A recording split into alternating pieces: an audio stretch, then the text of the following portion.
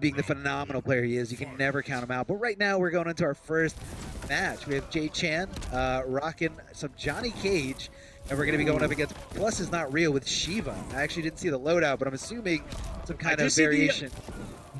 I do see the unblockable stomp here, which is something not a lot of Shivas utilize right now. And Plusisnotreal. Pound? Yeah.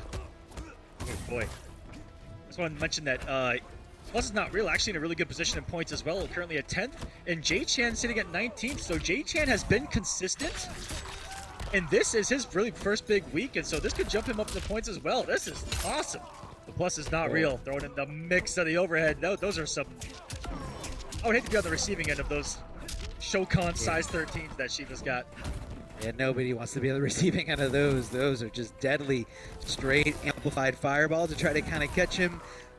Trying to look for some kind of duck there, but you know, just little by little, JChan's health becomes depleted thanks to some, you know, very well-placed projectiles, whether you're amplifying or not amplifying it. You always want to kind of keep mixing it up, keep your opponent on their toes here, while it's blocking to minimize that chip damage as much as possible.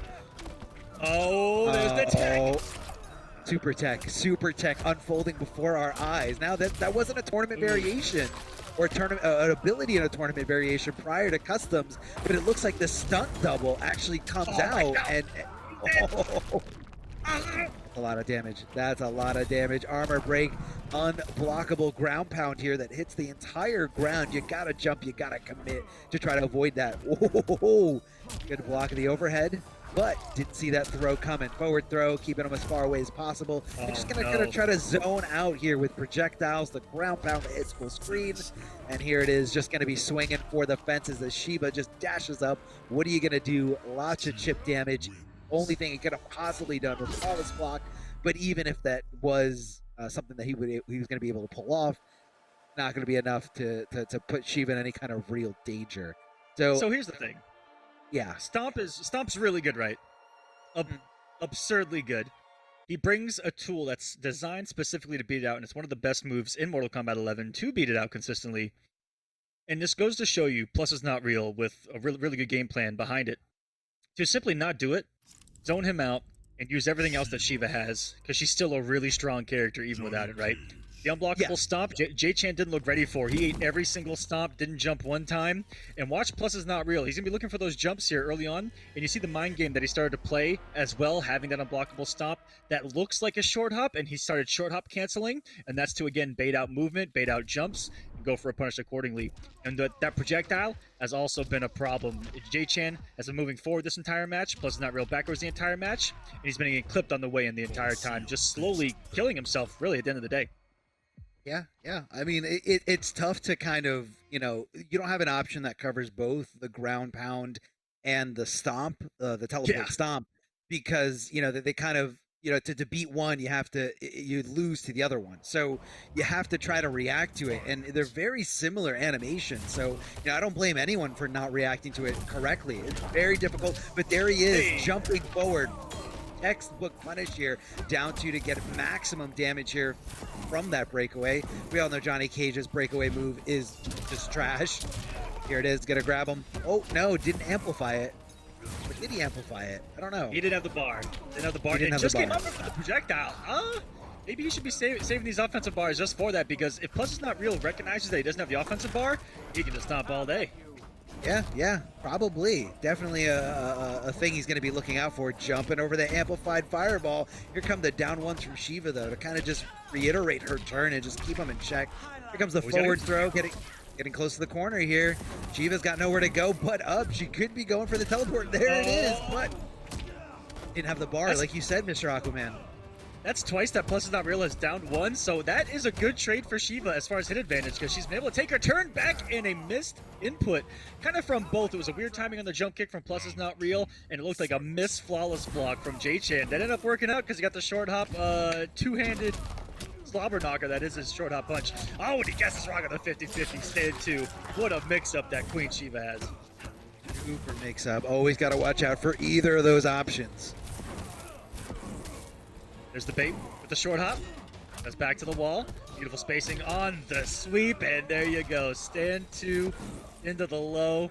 He's been mixing that up with the 2-1 as well and trying to keep it safe with the amplified projectile. He's playing really safe as Plus. There's the amplify. That's unescapable damage too, which is pretty good. Yeah, keeping him grounded there, not able to break away. Beautiful down 2 anti-air here to just kind of clip him out of the sky. But hold on, JChan not out of this. He still has Fatal Blow, still able to kind of dash cancel anything. There it is, dash cancel back, but here comes the big kick from Shiva. She takes to the sky. Oh, he wasn't close enough for that conversion. Ballsy throw. He needs an awful lot more to get the kill here. Fatal Blow cancel. Very respectful as Plus. Not enough. Wake up gonna be wake up it. Wake up jump kick. I mean, East Coast, West Coast, it doesn't matter. Wake up jump. Wake up jump kick. That was like the 3rd time she went for it there in that scenario. And hey, it worked. It's a really good option. And there's no reason to not use it. If it ain't broken, don't fix it. You know what I mean? Yeah, I definitely know what you mean. Whoa. I think that JChan either got an input error right there, or he tried a galactic low-profile nut punch read that I can't even understand. Exactly.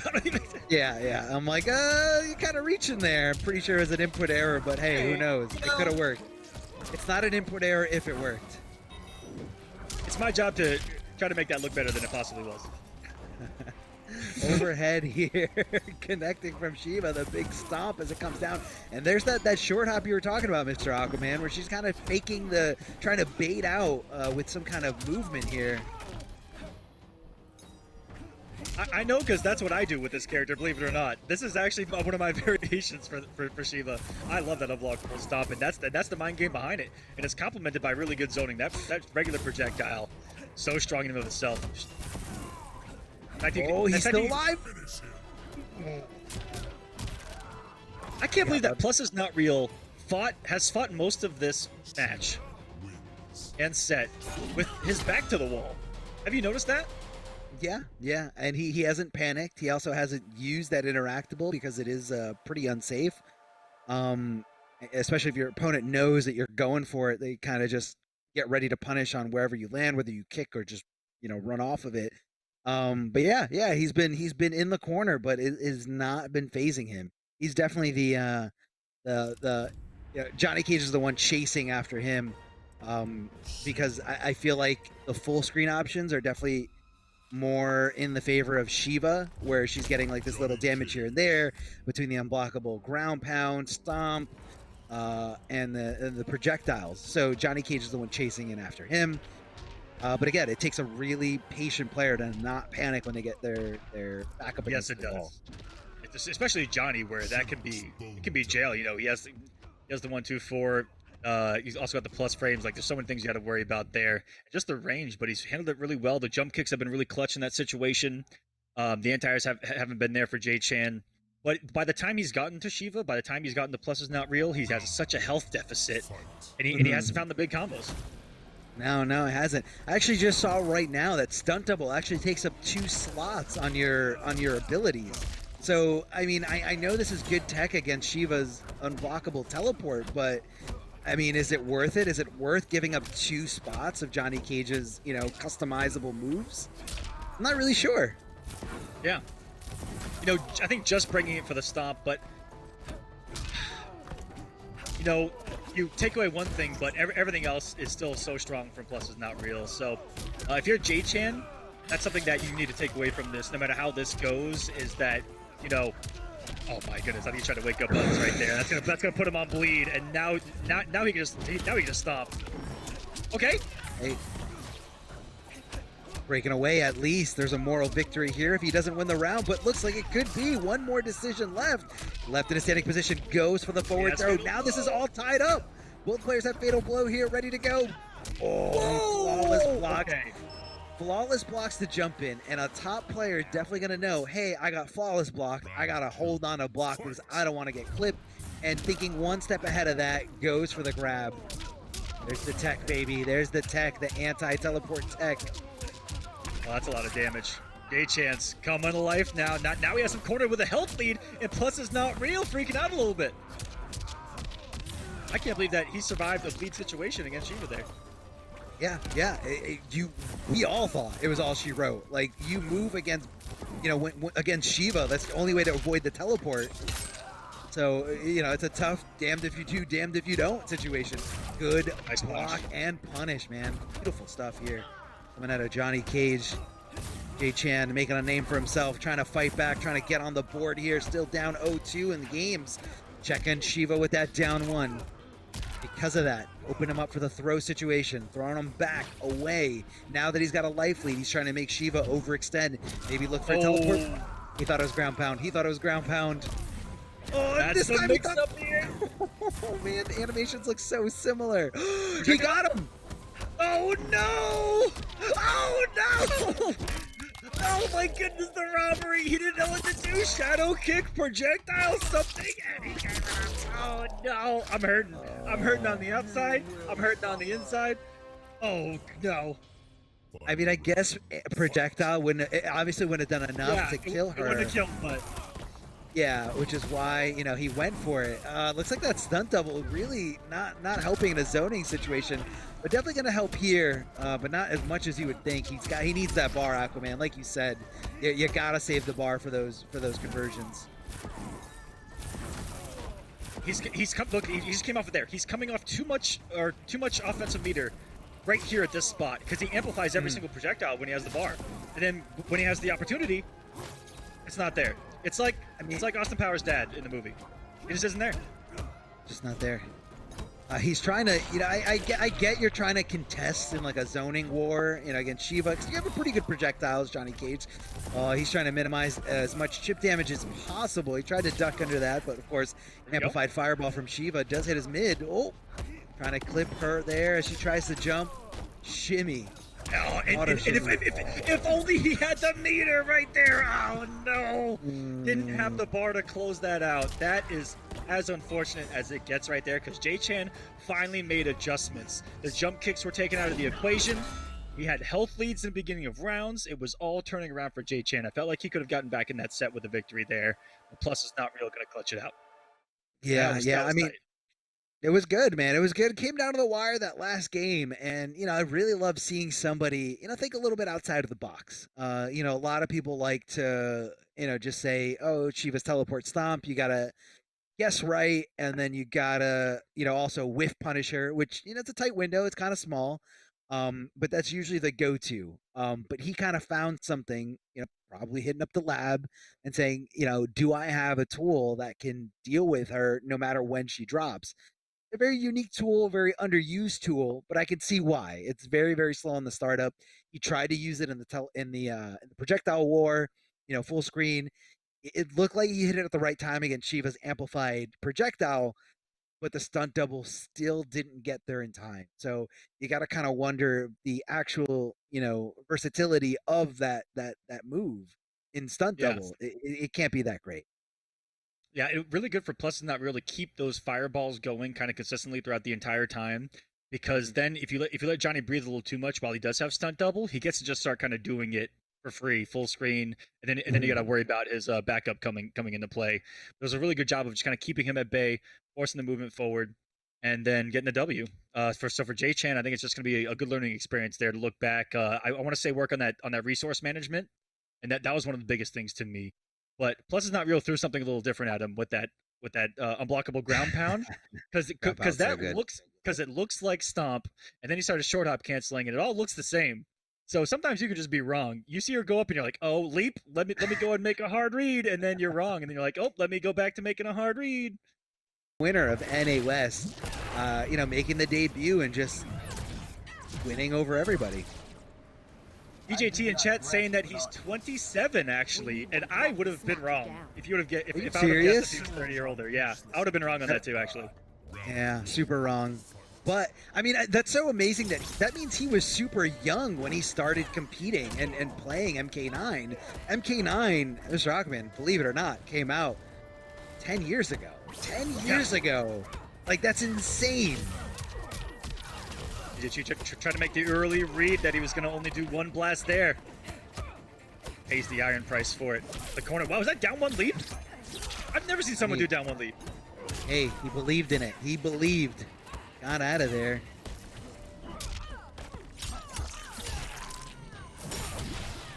Oh, just meeting with a tidal wave. That's what I'm talking about here. DJT's out here playing wavesies. Oh, but Nubcakes is playing footsies, and that's a whiff punish.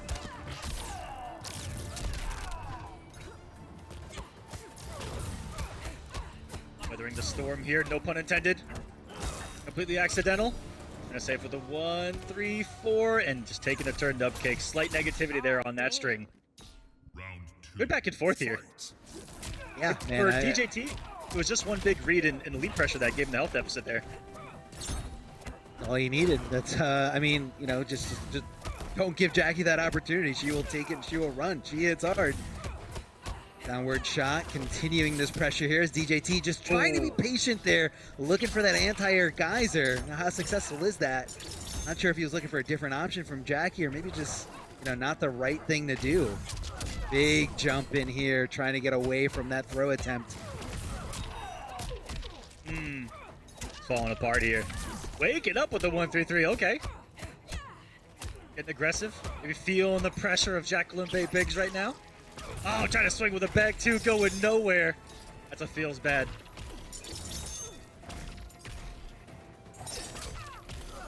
Watch out, watch out. Bro, the mix-up gonna be? I'm gonna not nice stagger with just the 1-3. 1-3, only negative a couple. Gives him a wonderful mix-up backed up by the tidal wave, and wow! Nubcakes, a big brain decision. I think that was a basic concept. Put a metric ton of active frames in front of me and in the sky, and chances are he can't get to me for the next couple of seconds. And sure enough, DJT moves forward into something active, making game number 1 is Nubcakes. It looked like DJT was starting to get a little bit of a groove there and just start to settle down. That's what we know DJT for, right? Is that settling down, that slower pace, weather the storm, look for the opportunities. That's what he's been able to do. You know, you talked about him playing Cyrax. Yeah, with one hit he could kill you, but he blocked for like 50 seconds against Nomad dash pressure and looked for that one opportunity when he needed it most. That's all you needed. That's all you needed with that character. And you know, again, I don't think Rain is Rain is not the damage dealer though. No, definitely not. And that's why, like at the beginning of MK11, you saw DJT being one of the only Baraka players out there because you know it was just a character that did insane amount of damage. Didn't have mix-ups in that variation that he was playing, but you know with a little bit of a good execution, you know DJT doing the optimals every single time on stream. You know I saw little shades of Cyrax, but oh for sure. I think what he likes about Raid is the mobility kind of reminds him more of the MK9 style, where you're kind of like you know freely moving around. Yeah, you're canceling your dashes forward, dashes back with block.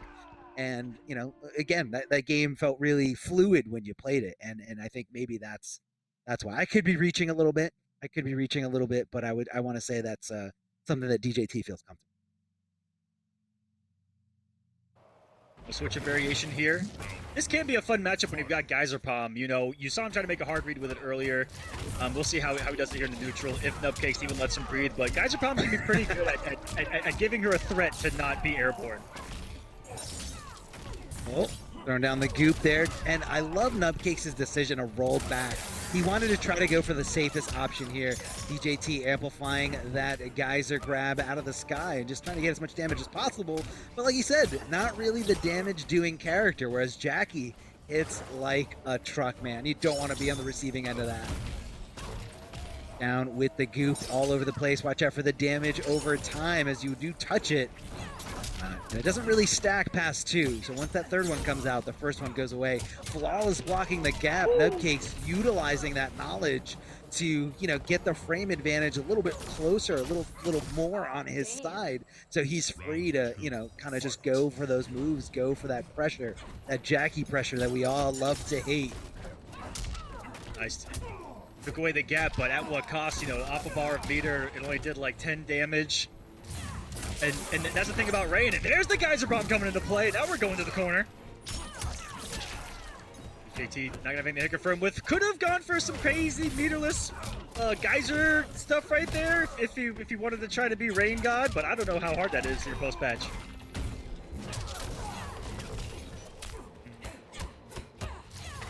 Nubcakes getting away with him right there. Landed into a position that DJT threw a stand one. He stole it with a down one. He's got just going crazy right off this pressure and barely avoids the geyser palm. DJT on life alert. Comes in for the pressure right as the dot damage goes away. Not gonna get another conversion. Just the throw. Has no meter on the projectile. Has to get aggressive. No, he decides to go in, fake it, and back off. This gives Nubcakes a little bit of breathing room. And the dash throw, that forward dash. You want to talk about gross? The son of Argus's forward dash. It's a teleport. Yeah, that's what I saw there. Really, the mobility taking, you know, the toll here. The fact that he could just kind of go in and out, go for that throw. Nubcakes did not see it coming.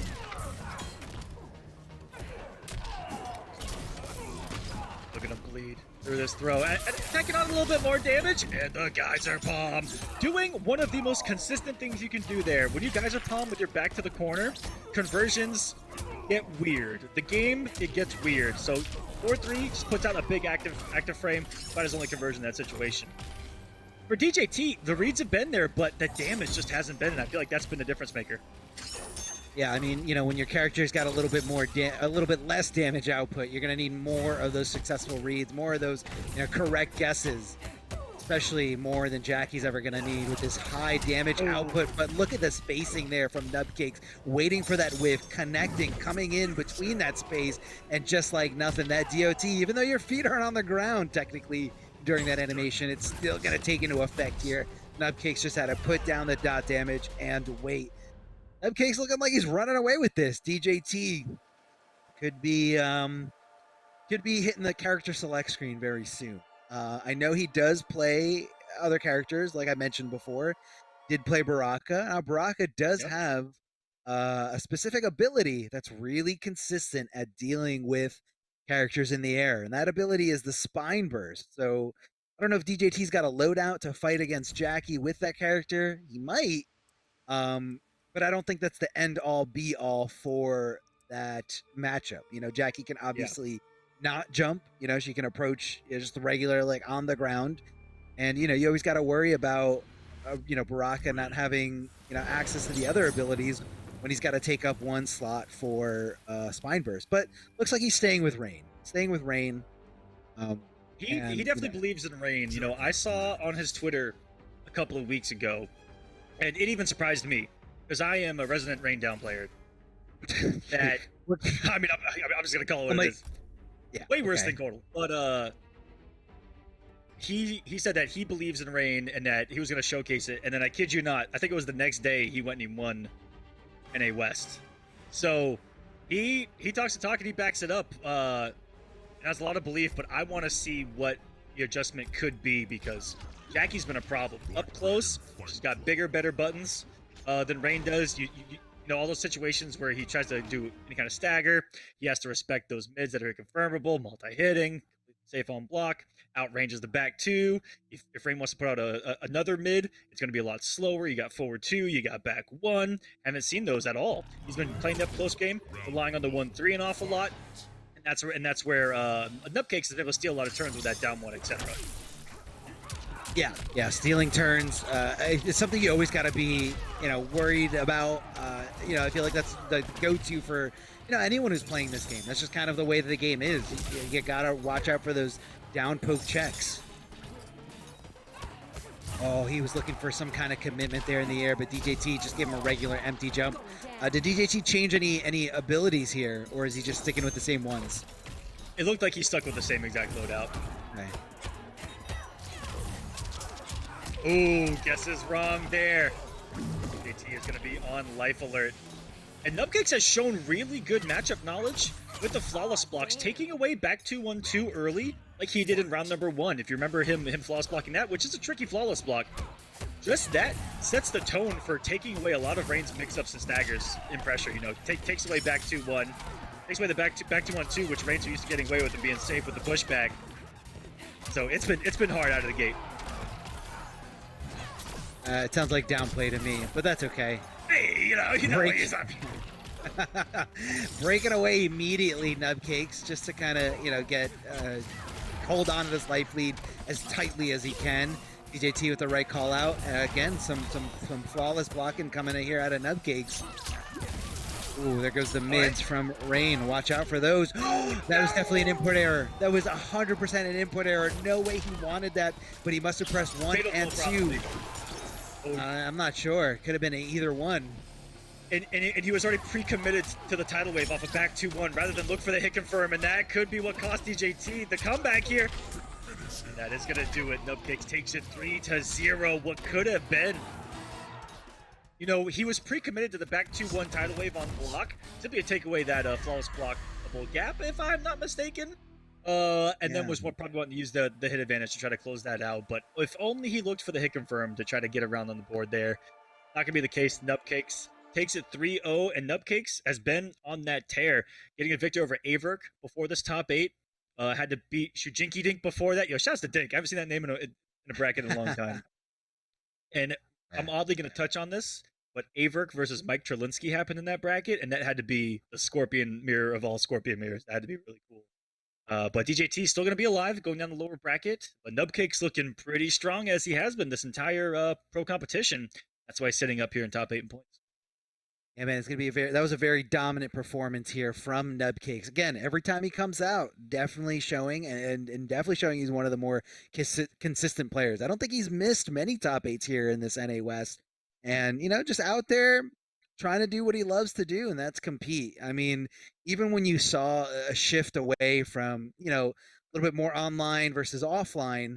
Nubcakes still going to those participating in online events during Injustice 2 and continuing to do so here in Mortal Kombat 11, and that's quite a performance, especially considering that the DJT was the most recent winner here. I mean, he won last time in this region, and Nubcakes just took him out like it was nothing. It was 3-0, pretty decisive, a few close rounds, but for the most part, I feel like Nubcakes was just on point when it came down to those whiff punishes, the right decisions he was making, and even his air mobility decision. He was very aware of Rain's options. Whenever the anti-air geyser grab was an issue, Nubcakes would just kind of position himself where he can avoid it and kind of bait out DJT to look for it, to just kind of keep him consistently guessing when is he going to down shot, when is he going to super jump to the other side. And that's what it is. You don't want to be predictable, and that's what really helped Nubcakes here. So our winners finals is set. What was that? I was gonna mention real quick, they did not meet last week in bracket either. That DJT won. He won the entire thing.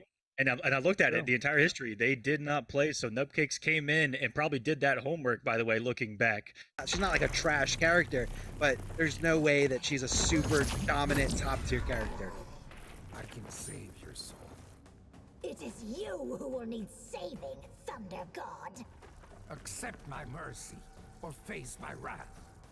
And let's talk about these two. I mean, let's start with the characters here. Back-to-back top 8s with Raiden in them. Let that sink in, ladies and gentlemen. Back-to-back top 8s with Raiden in it.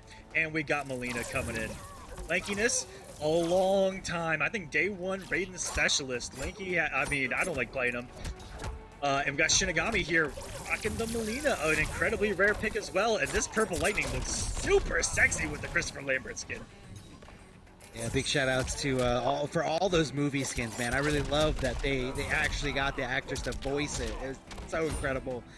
Intertwining all of Mortal Kombat, together here in Mortal Kombat 11. A nice neat package. Down one. I don't know about you, but I can hear Christopher Lambert talk all day long, and I will never be tired of it. That is a voice right there. Lankyness playing that keep away game right there. That looked like it was a little bit of a delay on that projectile. Dodge, and Shinigami now with Fatal Blow available. Back 1 pressure, and actually rocking the staggers of Melina. This is some solid gameplay right now. Definitely solid there. Didn't want to overextend anywhere, and instead, just kind of going for those mids for Melina. Not the fastest mids in the world, but, fast enough to keep that pressure going. What a hit confirmed there. Down 2, thought that the breakaway was coming, but that's okay. Still get the damage on the board, still have the control of the corner as Melina just claws her way out, throwing those sides around, but hold on a second.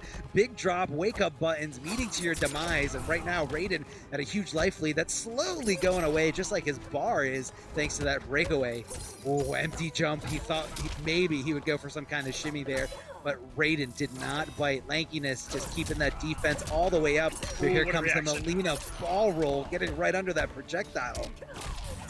Oh, well, it answers with the low of his own. It's gonna be a punish. Oh my goodness, it's still punish with the down two into the fatal blow in Shinigami, showcasing what Melina can be all about. There haven't been any overcommitments. You touched on it immediately. That is Melina's weakness, is the fact that she is a character that you have to commit beyond really quick staggers, like that back one, like the stand one. But he's doing it well. Some great reactionary roll punishes to the projectile as well, and him a game one victory. I mean, ball roll, such a good thing, you know, just because of the fact that it really like lowers your hurt box. And, you know, just kind of getting around the projectile there, especially Raiden's, you know, it starts off pretty high, not the fastest projectile at all, but, you know, it's something that you're going to want to rely on in certain matchups, trying to get some, you know, free damage on the board. Melina's looking great. Melina is looking great here. That mid, that back one, so good. For Lanky, I think that the only adjustment so far is to just slow down on the projectiles. I was looking at the end, and even I was picking up on the pattern of projectile. And just in the back of my mind, I'm like, roll. And sure enough, just roll on reaction. Just got a little too comfortable with those. See if we can turn this around. Rocking the simple teleport. Storm Cell Raiden, that's been effective all tournaments long. And starting off with it in the punish. Look at that guaranteed damage, by the way. I think that good characters in this game get about 30% guaranteed off of their bar. And Raiden has joined them from what I've seen here tonight. No breakaway for Shinigami, can find himself in the corner. It's a tough spot to beat. Ooh, poking back as soon as possible here, Raiden. And right now, I was going to say I thought he was going to back off because he has a huge life lead. Doesn't really need to take a big risk, but he just teleported and put himself in the corner. And just as easy as he went in, he comes right back out. Shinigami trying to close that gap, but getting tossed there, holding on a block just a little too tightly here, being susceptible to that throw. Here comes the overhead. I don't think that chipped out because he still has that bar remaining down the right side. Probably a hard read gone wrong. That's for sure. Another beautifully timed teleport. And that was before, it looked like it was like as that projectile started up, so it wasn't a reaction. A really good read. Ooh, what a call out! That immediate check by Shinigami was perfect. Ooh, we got the 1/1/1+3. Ooh, just instant jump kick. I mean, what is that about? Oh yeah, they're the staggers. Gotta be careful of the threat of throw and coming in hot. I don't know if that's our 4-3 or 4-4. I don't know the input because I refuse to touch this character in the lab. But that thing is active. I try to disrespect that all the time, and I get cooked. Talking about the cartwheel thing, that forward cartwheel, air cartwheel. Yeah, no, it's super duper active and a great way to just kind of bait an opponent that, you know, thinks a throw is coming, whether they're gonna, you know, press a button or go for a neutral duck. Good option. Oh, didn't get the second hit there, not able to convert, but able to pop her up thanks to this Thunder Wave. The forward throw, keeping the corner positioning here, not going for the throw mix, so we're not at that part yet. Regular overhead this time does get blocked. Ooh, the punish! I don't think that he knew that was a punish or believed that was a punish. That was just a sexy sequence by Lanky in the corner to tie us up at 1 game apiece. Was able to play a little bit more of an up-close game that time around. You know, that space is where Shinigami shined with those snipes of the roll. And like I said, if he just looked out for that a little bit more, he's going to find himself perfectly comfortable in this match. Good back and forth, though. That Melina's looking really good. I never get to see Melina in tournaments, so heck yeah. Heck yeah, man. We love seeing these, you know, these underused characters. I remember, you know, again, a few people, a few players wanted to play Melina. Tweety was among them, even picking Melina in the first few, I believe the first or second week of NA East, but, you know, obviously not getting the results he wanted and made the switch back to Geras.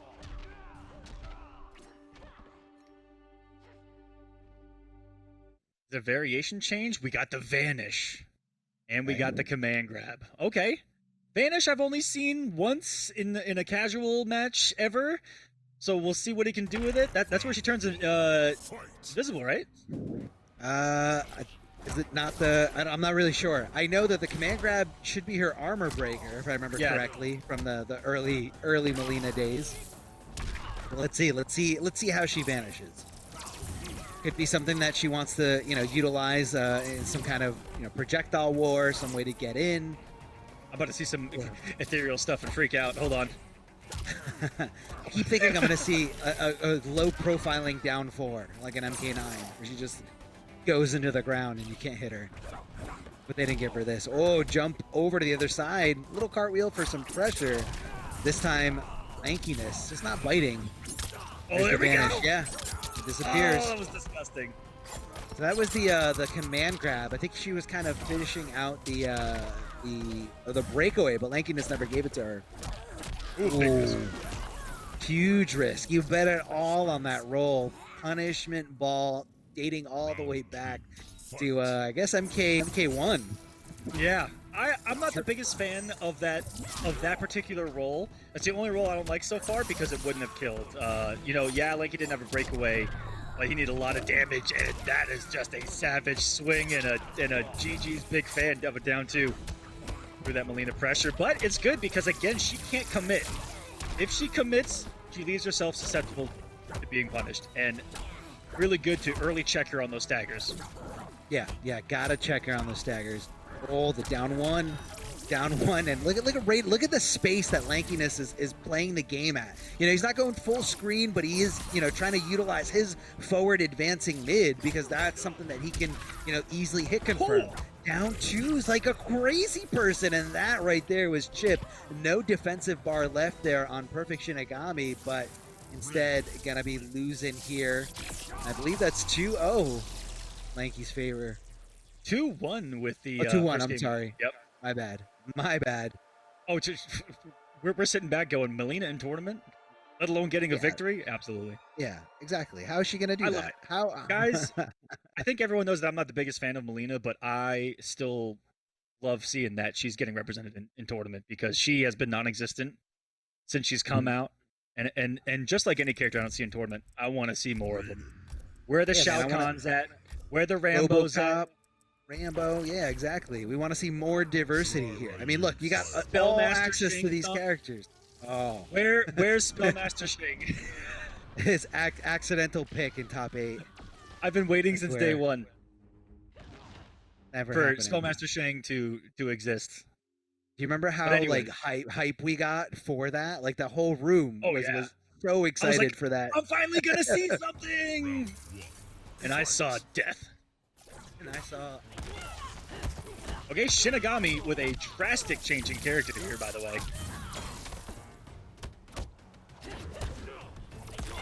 Cetrion's on the board. She's still purple though, so little shades of Melina here. I respect it. I respect the wardrobe, the drip, as the kids say. Oh, beautiful throw escape there. Just in time, but unfortunately Cetrion going for a ride here. Lots of damage. Standing position right next to you when Boulder goes up. Safety. The name of the game. Pushback. Really good use of 4-2 by Lanky, knowing that the pushback was going to be severe and immediately want to put something active there. That was beautiful. Stepping on her with a forward 3. Lankyness getting aggressive. Fought his way out of the corner, which is no small feat. Round 2, fight. Oh! Look at that was a universal input for Shinigami with the down. Beautifully done. One answer for the teleport. She got a teleport of her own. We can get nutty. I've actually not seen this matchup a lot in tournament as well because we don't see Raiden a lot, and I've wanted to see how he's able to handle her because she actually has to think about teleport as well, which is not something you rarely see. Getting a Cetrion to think about something in and of itself could be a victory. Wow. Just gonna put that out there. Okay. Yeah, teleport's a really good way to deal with zoning, even when the zoning is as good as Cetrion's. Beautiful hit confirm here. Gonna be enough to kill. And PerfectShinigami trying to turn the tides back into his favor with this Cetrion pick. We're going from low tier to the best tier in this Cetrion pick. And it's looking really good. Because what Shinigami was doing with Melina is only enhanced with Cetrion, right? Those staggers become a lot better. He can actually extend and commit and not be punishable at all. And that's why I say getting Cetrion to think in and of itself could be a victory, because she can just pressure, reset neutral every single time, and force you to make mistakes just like that. And that pressure is never ending. If you guys would like a fun non-drinking game, take a shot every time Cetrion's unsafe. And that's what I mean by that. That doesn't sound fun. I don't think anyone wants to do that, but it's a really look, man. You make the pick. Everyone's available to learn any character on the roster.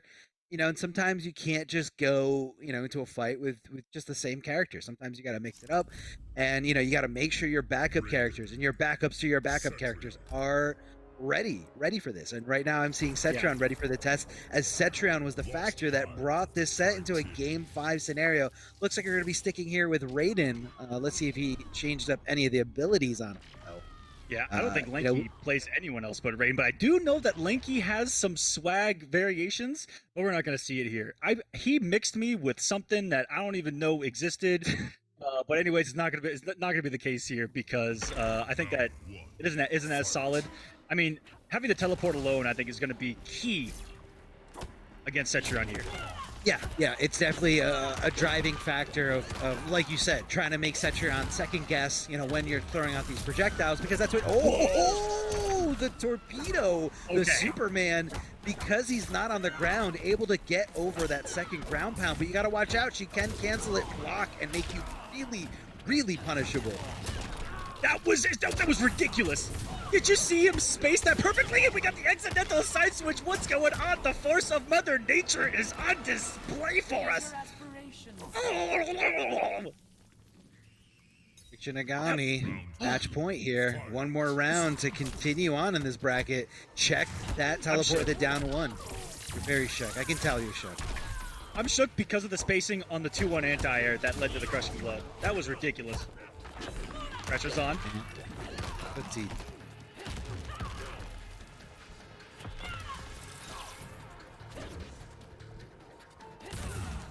This has slowed down quite a lot here.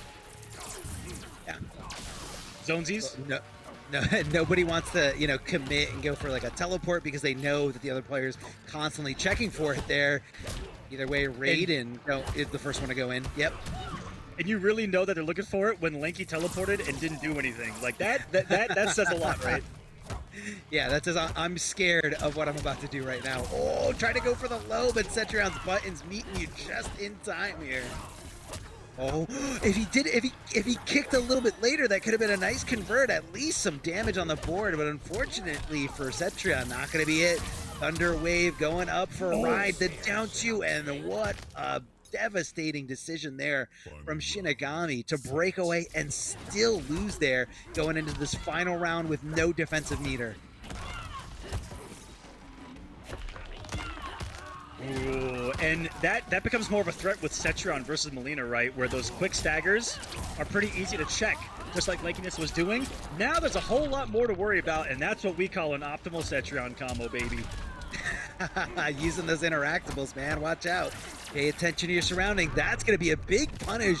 Even went in to get as much damage as possible, doing that down 2 crushing blow, because this is the last round here. Okay. Can he make this comeback? One decision at a time. One decision at a time. This is going to do a lot of damage, but he's going to need at least 2 more hits. I mean, Raiden can do pretty good damage with a bar. Let's see if he finds it. He's got an offensive bar ready to go.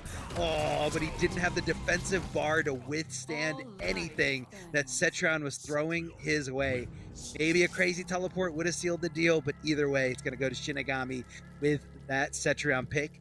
Staying a little true to Melina with the purple, with the purple shade here, but it's okay. We'd love to see Melina. Oh yeah, same. I love the Melina pick, and Shinigami played her incredibly well. It was incredible Melina play, but it came down to the matchup where Lankyness was able to just kind of control the pace of the match a little bit too well with Raiden, and with JChan it became a completely different monster, right? Where when he got his turn with Melina, it wasn't as threatening as JChan is in that situation, and not in damage, but more utility and recreating of the space with the pushback of Tornado, all that fun stuff comes into play, and those quick staggers that he liked with Melina opened up a lot more offense because he actually didn't rely on a lot of Tornado pressure, like more Tornado pressure that we see out of a lot more pros. He was a little more kind of stagger throw. He's like really strike throw heavy, which was nice to see. Mm-hmm. And some crazy reactions, which were beautiful. That sequence in the corner was mind-boggling, and I can't even imagine how plus that Tornado was. For it to hit that high and then you end up like inside of each other, yeah, I wouldn't have pressed. But it was still good gameplay. He's here to play, and AVirk, of course. I don't even think we got to talk about AVirk. I'm pretty sure everyone knows what we're about to see. We're about to see some maddening scorpion play. I mean, that was pretty sick too. Just like just like his clan tag. All right, big jump in from Noob Saibot, committed to that jump in punch, and because of that, whoa, hold on, different variation that we're not really used to seeing as much. We'll be going into some kind of restand here. There's a shadow clone coming at you, tries to go for the teleport, but good check here from Unfazed Moses. You want to hit your down post because it's going to correct if he does come at you. Ooh, Moses pressing a lot of buttons here early on. By the crushing blow from defensive bar, the instant micro duck by AVirk there. Gonna put him on chip territory. Found some opportunity there. Nice jump. Moses trying to snipe him with the crushing blow there and had the fatal blow available. Not the worst thing to swing with right there. That's his 9-frame mid. It's a little outspaced, and that is the AVirk special. If that was blocked, that was gonna be OS. Oh, it definitely is. I mean, you gotta know things that you can do to cover both bases, whether they block or get hit.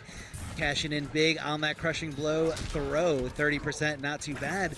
Surprised he didn't go for a teleport there. He had the bar to extend it and for even more damage, but AVirk's just going to keep trekking on, not going to let that mistake phase him at all. Here comes the overhead, then followed up by the low, getting nice and tricky here.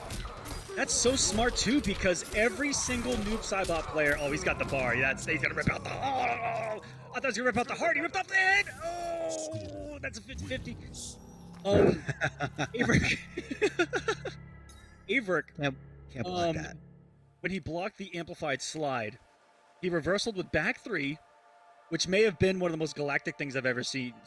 Because every Noob Saibot player on planet Earth is gonna press down 4 there. That was so 100%. Smart. He went underneath the down 4, immediately got the turn back. That was really smart by AVirk in a really, really small situation that turned the tide there. Yeah, and that's somebody thinking, ahead. A lot of players, it's hard to come up with that where, someone does something and you're like, they're always pressing this button, whether it's, this Noob Saibot or another Noob Saibot, and you got to figure out ways to get around it. You got to, utilize some moves, some low crushing moves as we just saw there.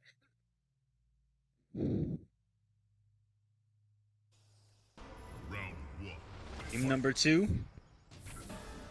Moses definitely had his opportunities there. AVirk just making some crazy good decisions, and that should have gone punished. I may have spoken too soon. Cursed. Oh no! 0 for 2 on a huge potential damage, and AVirk is gonna get. Gotta be careful here because he can get more comfortable here. He sees that you're panicking, in those situations. No punish on the teleport, no punish on a clean jump in. I would start swinging too, and here we go. Oh, forward 3 goes. Oh no, big spear to the face here, and AVirk high octane here, all momentum, all offense, just running away with this. Unfazed Moses needs to get back into this game here. He is letting AVirk run away with this. Down 4, okay, getting something going here. Obviously, it doesn't lead into a combo. And look at that, man. AVirk able to just confirm there that move got blocked and doesn't have to commit to the entire teleport. And again, this time, if it hits, here it comes. Teleport for good damage. restand situation right in front of him, hits him with the down one. Nobody saw it coming. Moses didn't see it coming, but here comes the back throw. Position all for Moses. Moses can make this count, but you can't give him any breathing room. He's just gonna teleport out of there. Oh no! What did he press? What did he press? I mean, pressing anything wasn't the move. No, gotta block. Gotta block those. Here comes those overheads. And that almost sniped him out of the air. Moses could have gotten one there. But AVirk, luck on his side. I don't know, something on his side here in this match. Moses has had the opportunities, just like in game number 1, and even more so in round number 2 to start us off. AVirk should have started this off halfway dead. I'm gonna say it. I don't know, man. I think AVirk's playing really, really good. I mean, there at the end, he was just kind of reacting to anything there at the end. I mean, Scorpion's teleport, even though it does hit as a high, still, something that you base reactions off of. You jump, you bait them into, trying to move forward or maybe trying to position themselves in any kind of way, then you go right into the teleport. In that specific scenario, AVirk takes to the sky, saw the whiff, and said, all right, here comes teleport. And, just like that, that's the victory. That's all he needed. A lot of people feeling like AVirk is the one to win here. I mean, you can never count him out. You can never count him out in scenarios. Sitting here thinking, is something different coming? Nope, looks like we got the same variation. But no, you're right. AVirk's also doing some amazing things. I mean, and that's just kind of what we expect out of him. He's a machine. He's one of those robots of a young player that do things that don't make sense to a human, but to a calculated robot do make sense because they work. Great reactions. I mean, one of the best micro duckers I've ever seen, and that says a lot. Well, right there, reacted to that projectile. So he just jumped back and said, "Go ahead, try to do something." And this is what Scorpion does to you. Scorpion makes you feel like you cannot move. I feel like that's kind of teleports in general in this game. Oh yeah, it's gonna be a big down to crushing blow punish. Oh no, he 100%. I don't know if it messed up the OS with the flawless block, but I know when something is flawless blocked, I hear it and I swear that it hits. And so I think that I fall for the same exact thing. Not gonna matter here though. AVirk on match point. Oh, ducking right under that throw. That neutral duck, able to get under that throw attempt here.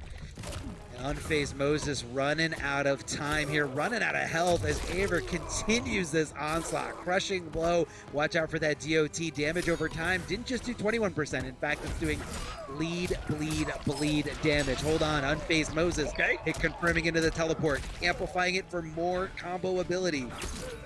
Getting on the board. What an air-to-air, but because he hit it too low. AVirk was ready. The fact that AVirk was ready for that? Are you kidding me?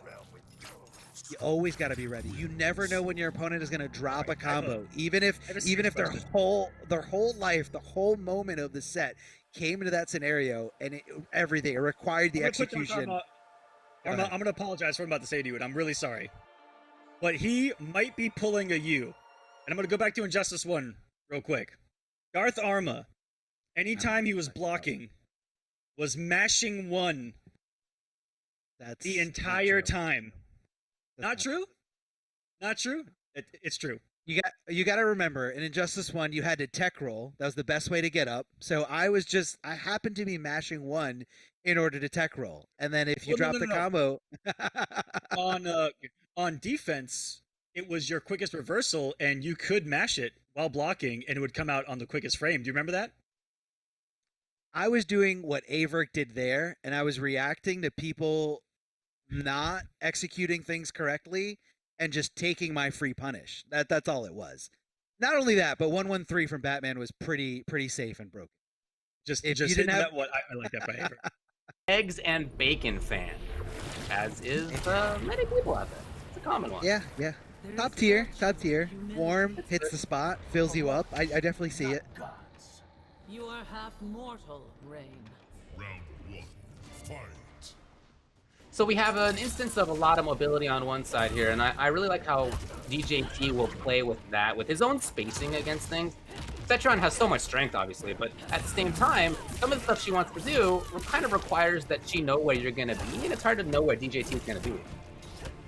It's the mobility. The mobility is just too good from this character. I mean, we're talking forward dash, back dash, the wave dashing. It's insane. Forward throw from DJT, knowing Shinigami's just holding on to blocks, scared to make a move. The throw tech from DJT, he's been doing this for 10 years plus. He knows how to react to his animations, and he knows how to, you know, play that game. Forward throw or back throw, which way you throwing me? Rock wall keeping you at bay, keeping you nice and far away. DJT coming in with a counter, coming in with the meaty stand highs. Dangerous stuff. You got to watch out for those low pokes. All of a sudden, a little bit more offense here for PerfectShinigami. Marching forward slowly. Expecting the amplify right there, I think, was DJT. But he does have a life lead. Yeah, he built on it a little bit as well. And look at him just blocking. This is something that we've seen DJT do forever. Not always about stealing turns. Sometimes he's patient, waits for his, and he found it. And I saw a double down one there from DJT, but I get why. Because his opponent had very little health. The down one was going to, you know, deplete at least half of the remaining health, so it's definitely worth it. Oh, oh, I like the idea. It just was a little bit too high. Yeah, a little too early there. Had to wait just a little bit, but, you know, didn't want to risk getting hit by that second part of the ground pound. Oh, big crushing blow, 30%. Get away from me, thanks to that throw. Look at the D right there. He's absolutely willing to take the grabs in those situations. We've seen it a few times right now. Yeah, you might take some chip. I mean, you probably will take some chip, but on the other hand, there's not a lot that's a big threat. Punish here. Watch out for this rock wall, staying away, but look at the call out on the teleport. DJT on point with the reactions. I mean, again, a veteran is gonna, I don't care how old anyone is. If you're a veteran and you're practicing, you're gonna react with the best of them, and DJT showing that perfectly here. Teleporting and just hitting him with that string, finishing it out exactly how he needed to. And I just want to point out that Shinigami went straight with the Cetrion pick out the gate. I feel like, you know, out of the Cetrion on the Melina, I do see the Cetrion being not just the stronger character in general. I'm not trying to upplay Cetrion or anything. That's for another time. But I mean, from what I saw of this player with those two characters, I was way more impressed with the Cetrion in terms of like control, spacing, even like the way that, you know, he kind of did the follow-up setups versus the way he did follow-up setups with Melina after certain combos or certain strings. And just a really good way of just anticipating things. I'm seeing a lot more click here with Cetrion. Not really sure if that was the game we wanted, but he is sticking with Cetrion. Sticking with the same, looks like the same variation. That teleport's going to come in handy for mobility. Old man DJT, just looking to win 2 times in a row to sit comfortably in the top 16 is what he told me. And starting out in this match as well, looking pretty good. Oh, not. I don't know if he was too.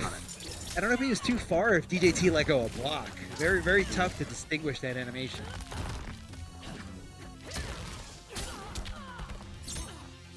He's just in so fast. Yeah, he's in and out. I mean, you got to watch out. Beautiful punish there on the forward roll. The patience here from Shinigami, leaving DJT in a standing position and getting that free chip damage to no real danger of her own at that range. Oh, cancels it. Wasn't quite there. DJT does prep. He's trying to get in there. He's trying to end it. Giving some opportunities for Shinigami, who just gets out and absolutely has a chance right now. No. Never mind. Round 2. Fight. Oh, Dick. Pressing buttons at that range. Calling out the forward movement from DJT. Again, it's really hard to know where DJT is going to move, but if Shinigami gets a read on that, it's maybe a very different story.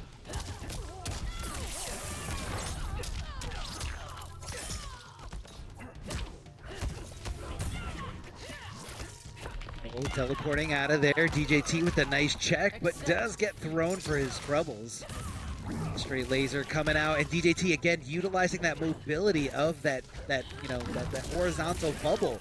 There it is again, getting through, fulfilling that crushing blow requirement, and getting some nice hefty damage here. DJT back into this round, tying it up. In fact, taking a slight lead here, stealing his turn back, canceling those down pokes, but this might be all she wrote with a fatal blow coming down, and I definitely agree with that decision here from Shinigami. No need to take any kind of risk, trying to risk another round. Just get it over with. Round number 3, the final round of this game. Shinigami needs this momentum. He needs the shift to come back to his side. But DJT can go into this knowing no fatal blow is available for Cetrion. Ooh, underneath. Nice timing from Shinigami. Trying to put up that wall, both strategically and literally. Hoping to bait something there. DJT is so good at just not taking that bait. Gonna get the corner for himself, though. Yeah, Rain has it. For him. Rain has incredible corner carry ability. Look at this, just kind of, keeping it nice and simple. A few little mix-ups here and there, just getting little damage.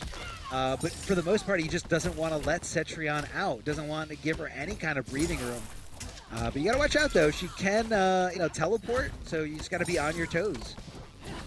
Well, out of the corner at least, Shinigami, but, well, not for long, and not exactly what Shinigami was hoping for. It's 2-0 for DJT. Like I said, last time DJT won this whole thing. He won North America West number 5. So when he got sent down as strongly as he did, like you were talking about versus Nubcakes, honestly, domination, 3-0.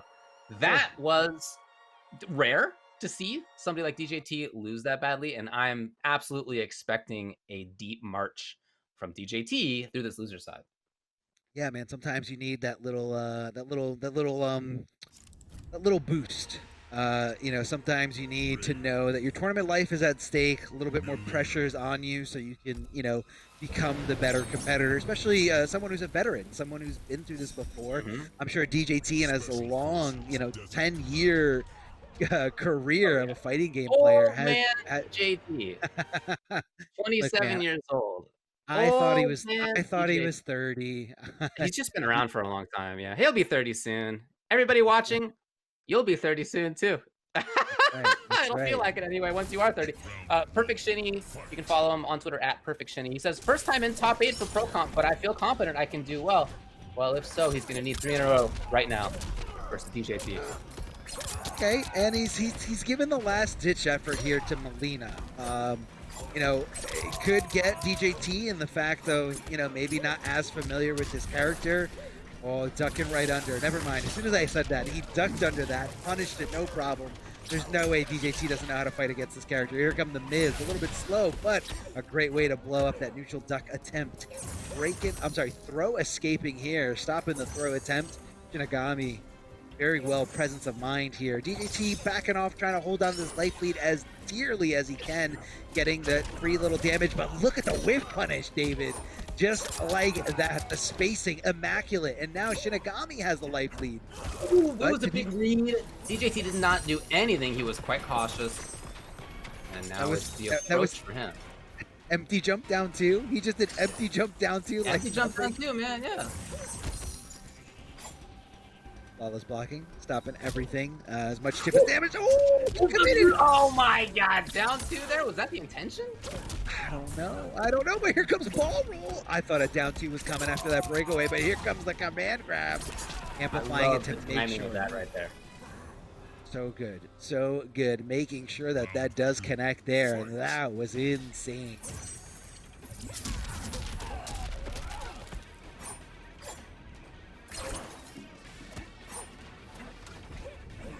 Oh, well, DJT for a little bit was frozen there. So the rapidity of the movement for Melina being a big factor in this. Comes in with the grab again.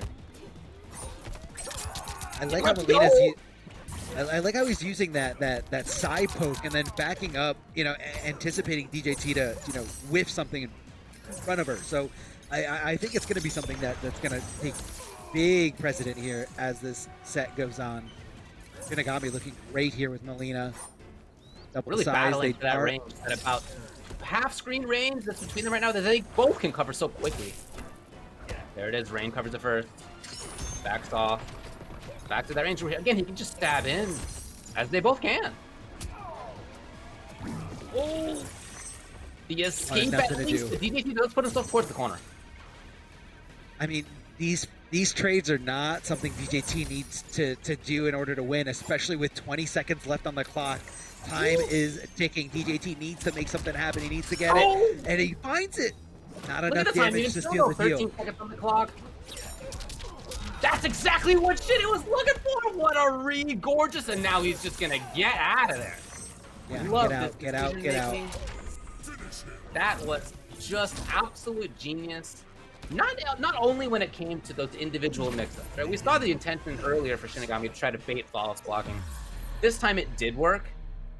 That was a great read. But even on top of that, playing around that half-screen, honestly, half-screen footsies that these both characters have, not in the sense that their normals are that long, but in the sense that like they can dash in really quickly to be a threat very quickly from about that range. And so a ton of that was just fought slowly over who would commit first. That is the kind of footsies match I love to watch. Yeah, you love seeing it go, and that's something that you're going to see a lot in a lot of different fighting games. And I really hate when people say something doesn't have neutral or something doesn't have footsies, because as long as both players are free to move around and you're playing the right kind of characters, you can see any degree of footsies when you're talking about moving in and out of those spaces that favor you, using those normals, even using projectiles in certain cases. It all comes down to your decision making when you're both free to move and do whatever you can do to dance around your opponent, and really see a lot of that here, guys. Both absolutely moving like dancers. Yeah. Oh, he switched it up. Switched it up just a little bit. So he's gonna have that rift.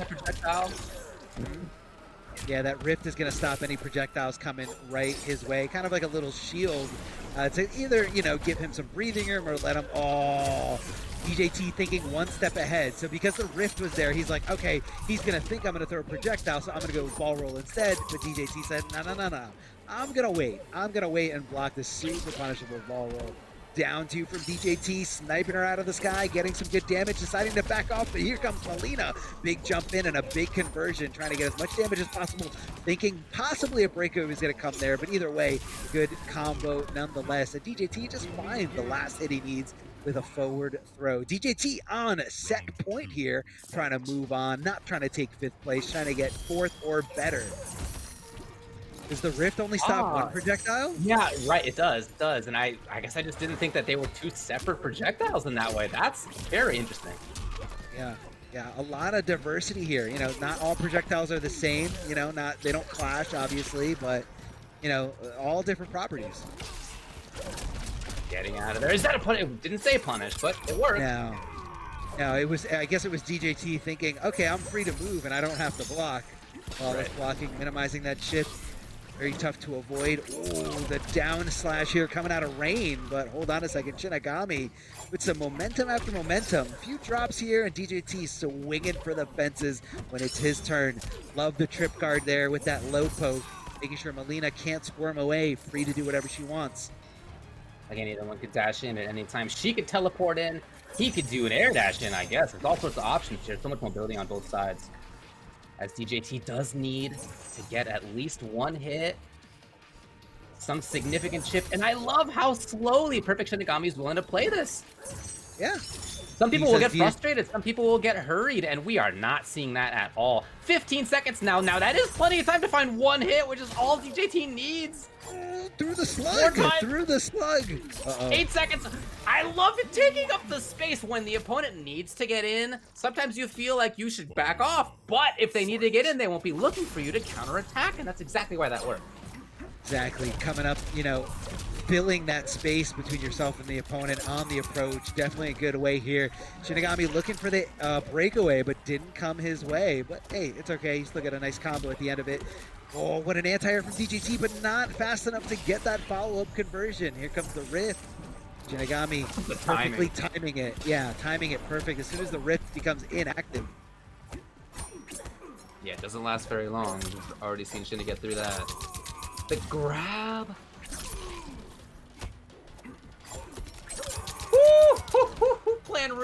mix-ups right now up close. DJT though with the duck.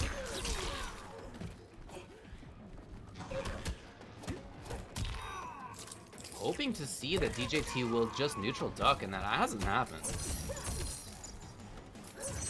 Loves to block, loves to be patient, waiting for that opportunity. Doesn't usually try to look for it, but more or less waiting for it. And this is down to the wire. Either player could take this here. Oh! Recognizes it and goes in with that riff. Is it a punish? No, it's not a punish, and it's not enough either. It's still 16 on the clock. The flawless block was actually so important there for TJT, who then finds the hit and seals the deal. 3-1. Wow, what a match. Look, yes, DJT moves on. He's a fantastic player. We all know that. I'm also really impressed by PerfectShinigami's Melina. I really like this. It's not a space control character in the same way that like Cetrion is, but nevertheless, he controlled great space with her. Just the threat of being able to move forward constantly, backing off really well. That kind of space control, it's not easy to do, but he was very strong at it. Even though, again, DJT moves on and eliminates PerfectShinigami. Yeah, and then the other thing that was really fun about that set, like you said before, David, the pacing, the fact that Shinigami was willing to not get too rattled. You know, usually when someone, you know, they got a great, you know, something to, DJT did win that, but Shinigami was able to play, you know, that game, that little bit of a, you know, if you want to slow down, like I'll slow down with you. I don't have to take any kind of big risk, but it just wasn't enough. And DJT came out, you know, squeaked by, very, very close set. And Shinigami should find, you know, comfort in the fact that he took last week's winner to, you know, really, really far. And you got to wonder, what if he went with Melina out the gate? You know, those Cetrion picks were both, you know, losses. Went straight to 2-0, and Melina was the one that kind of got him on the board and, you know, got him back into the set. So one can only wonder. That interesting because for both players, Rain and then once it was Melina, it was the speed of the character that allowed them both to play slowly, right? I love that kind of stuff in fighting games. That's so cool. That's so cool. So again, you can check out @PerfectShini on Twitter, whose breakfast of choice is eggs and bacon, which you called top tier, but sorry, buddy, that's out of here. Bagel Man moves on. That's Bagel Man. My choice. It's bad, but come on. It's like someone saying they main teleport. I main teleport. I main spear. Yes, spear. Yeah. Okay, Nubcakes ducking under these, and plus is not real. Going over with Cabal here in this scenario. Well, I really like this kind of slow play. Again, it's similar to last time where Jackie has obviously such incredible burst damage output that she can't afford to play slowly because when she hits you, it's really going to count. Well, usually. Oh, yeah. I mean, yeah, if she's ready to, you know, convert into anything really, really good, if she's got that bar, man, it's going to hurt. But also, Cabal, he's got that air hook, going to be able to have some access to some really, really good damage, not only through that. Also, wait, did he just snatch her out of the sky? He just snatched her out of the sky? Such an important tool here to stop that jumping Jackie as she's just leaping towards you with that super jump. Well, the fact that wasn't the far one, which didn't even have meter for, was good, in fact. Here's the far one. Whew! Not even bothering to break away afterward because you've already sunk in 300 damage. You're going to see time go into play here. 10 seconds left. Can he find a conversion, or is he going to hold on to this life lead? Nubcakes backing off. Yeah, Nubcakes backing off. Oh, yeah. He was waiting. And he flawless blocked it on. Dude. Is that necessary? Yeah, I would have had my finger just strapped to that block button at that point. What a genius. Nub with round number 1. Well, I mean, I guess that might show you that he reacted to the Nomad Dash animation. Right. And he's like, oh, no, here he comes. Hold on to block. I better stop moving. Ooh. Reversal throw out the gate. Nubcakes not ready to tech that back throw. Ooh, tries to get a nice conversion, but Nubcakes breaking away. And when Jackie's got no defensive meter, a little bit harder for her to do a lot of her things. Flawless blocking, hitting the down one, and that's Nubcakes knowing his meter management there. He knew he didn't have the meter to up 2 or up 3, so he just said, I'm going to down 1 and take my turn. Ooh, he corners himself. Oh, not for long. It's Nubcakes trying to find something, scheming a little bit here. The grab, the trademark Jackie fade afterward. Ooh. Oh, way too far.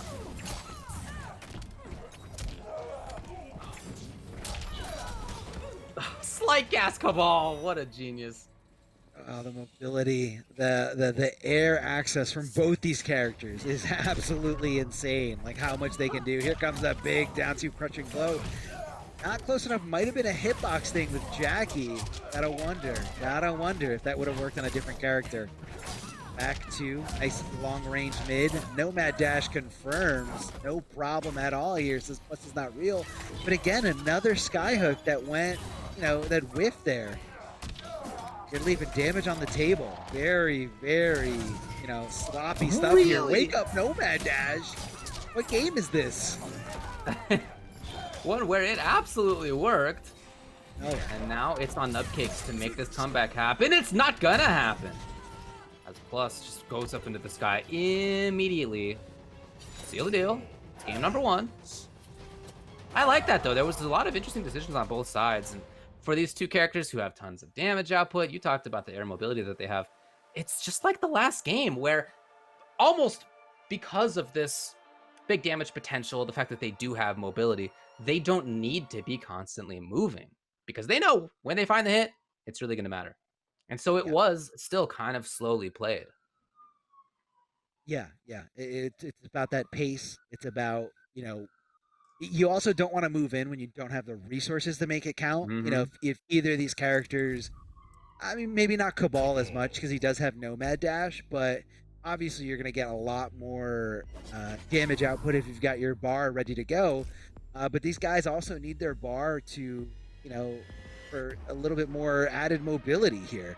So you're kind of sacrificing mobility for, waiting, biding your time, waiting for that opportunity to present itself. I don't see Nubcakes switching away from this character. This seems to be his character. I know you interviewed these guys, David, so I'm not sure if Nubcakes said he's got a new character up his sleeve or if he's just pretty much sticking it out here. Jackie. Yeah, just would expect Jackie. That's been his main at this point for quite a while. Yeah. He's strong with her. Of course, he's done well in the Mortal Kombat Pro competition so far this year. He's 7th in points coming into this. He's been 7th place. He's been 4th place. He's been 7th place yet again. And here he is beyond 7th. We'll see where he ends up. Right now, he's down 0-1 plus. Fight. This is the big deal here. This is winners finals. And this is Nubcakes who just, decisively defeated DJT in a very one-sided 3-0. Look at that bar, completely gone here from Nubcakes. So now these hits don't really mean as much, which is why he kind of went in for the throw, maybe to hopefully condition his opponent. And I honestly, I kind of like that Nomad Dash decision from Plus is not real because he knew he wasn't going to get punished hard. Again, meter management is very important, not just in this fighting game, but all fighting games that have meter. Yeah, one thing about Nubs is Jackie, super, super strong, obviously, but he is freer with his meter spending than most Jackies are. I can see that. He will I can often definitely find see that. himself without having, at least one offensive bar. No pain. Now, clearly, he's still super, super good. Here he is in Winners Finals, but it's just a difference in style choice, and he's okay with taking those risks. Exactly. All about the style. Look at that mobility here from Cabal, and I like how he's mixing it up there, not just going with jump kicks every time, but once he knows that Jackie's respecting that air-to-air, presence. Oh, down to crushing blow, big damage.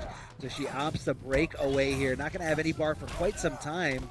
And this is why Plus is not real. Trying to find another hit. Does get the duck. He was willing to take the risk because he knew the payoff was going to be huge thanks to no bar on Jackie's defense. I like the little delay there. We've seen Nubcakes now bring, there's another chance. Some really different looks in terms of timing. Now, he doesn't have offensive bar, right? So it's 220. I mean, she's still doing damage that some other characters would love to have, even there. But, of course, much less than she has the potential for. Final round. Fight. Locking the goop. Doesn't want to give it any kind of life. Going instead with just some regular strings, just keeping it, cashing out big at 30% for that back throw. Thanks to that crushing blow requirement. Back two does hit his mid really, really far away, but Nubcakes, you know, using it more for some kind of stagger pressure here. Ooh, trying to stop Cabal from advancing in the air. Here come the mids. Cabal's got some of the best. Both these characters have really, really good mids that lead into some great damage. A lot of similarities here. Jackie getting really, really aggressive here. Nubcakes taking a risk, going with that short hop overhead. If that got blocked, that could have been a full combo punish from Cabal. But he does have that riskier style than some other people do. And it's working. Yeah. Right now, though, plus it's not real. Oh, getting tricky. They both have so much damage potential as Plus is just blocking. He's seen so much trickiness from Jackie up in the sky there. He's not taking any risks. Trying to make himself safe. Mission accomplished. Oh, back to whiff at the beginning? What happened there? I think it just must have whiffed slightly, allowing for Fatal Blow to start up. I mean, either it whiffed or it didn't get there in time. I'm not really sure. It happened so fast, and that Fatal Blow hits from anywhere. Plus is not real. Taking that second game, solidifying an even bigger lead here over Nubcakes. He's going to have to dive in deep, but that is definitely going to hurt when it comes down to a decision like that, especially considering how much more health Nubcakes had in that, you know, down to the wire, nail biter situation. Thinking about being a character like Jackie who can throw down damage over time, obstacles, like pretty much anywhere, you gotta wonder how tilted Nubcakes is right now. Well, you can maybe find out later if you follow him on Twitter at OMG_Nubcakes.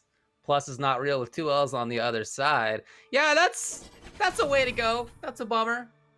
If that had been slightly timed differently, a little bit earlier, maybe a little bit later, it was just, again, kind of a funky, the first hit of it, whiff maybe, I don't really know what happened there, but whatever it was, the intention was to try to make sure that Plus couldn't just do wake up Fatal Blow. Well, that's what happened, right? So that feels bad, yes, but you got to recover. You got to get back in there right now. Yep. No need to, you know, dwell on the past, dwell on something that you cannot change. You made the decision. It panned out the way it panned out, and hopefully, for Nubcake's sake, he can, you know, pull his mind. And I feel like right now he's kind of taking that mental break as. Oh no, I'm sorry. Yeah, so he's taking that breather, and that's definitely. That's like the difference between, you know, these offline players and these online players. Like offline, you definitely take your breaks, especially because you have your friends like around you when you're playing in an offline scene, and they're like, no, go to character select, just breathe, just wait. And they go in there, they give you the coaching. They're like, all right, man, you got to stop jumping. You keep jumping, you keep getting anti-air. Aquaman is broken, all right? Down two, just cannot deal with it.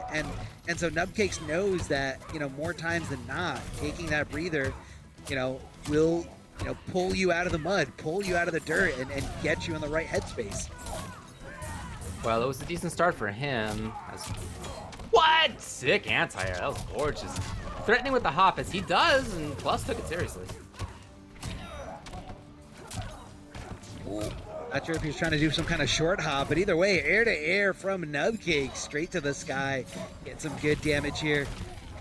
And slight gas getting him around pretty much that DOT, but once that DOT is on the ground, you can kind of predict where Cabal is going to be looking to leap to, which is why Nubcakes just kind of was able to mop him up that round right there at the end.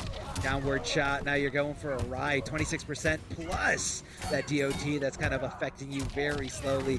Good block of the overhead from Nubcakes, throws down the DOT again because he's just trying to get as much of this lead as possible. That's going to be an armor break, that's going to be a pop-up crushing blow, I'm sorry, a slamming crushing blow for some good damage here.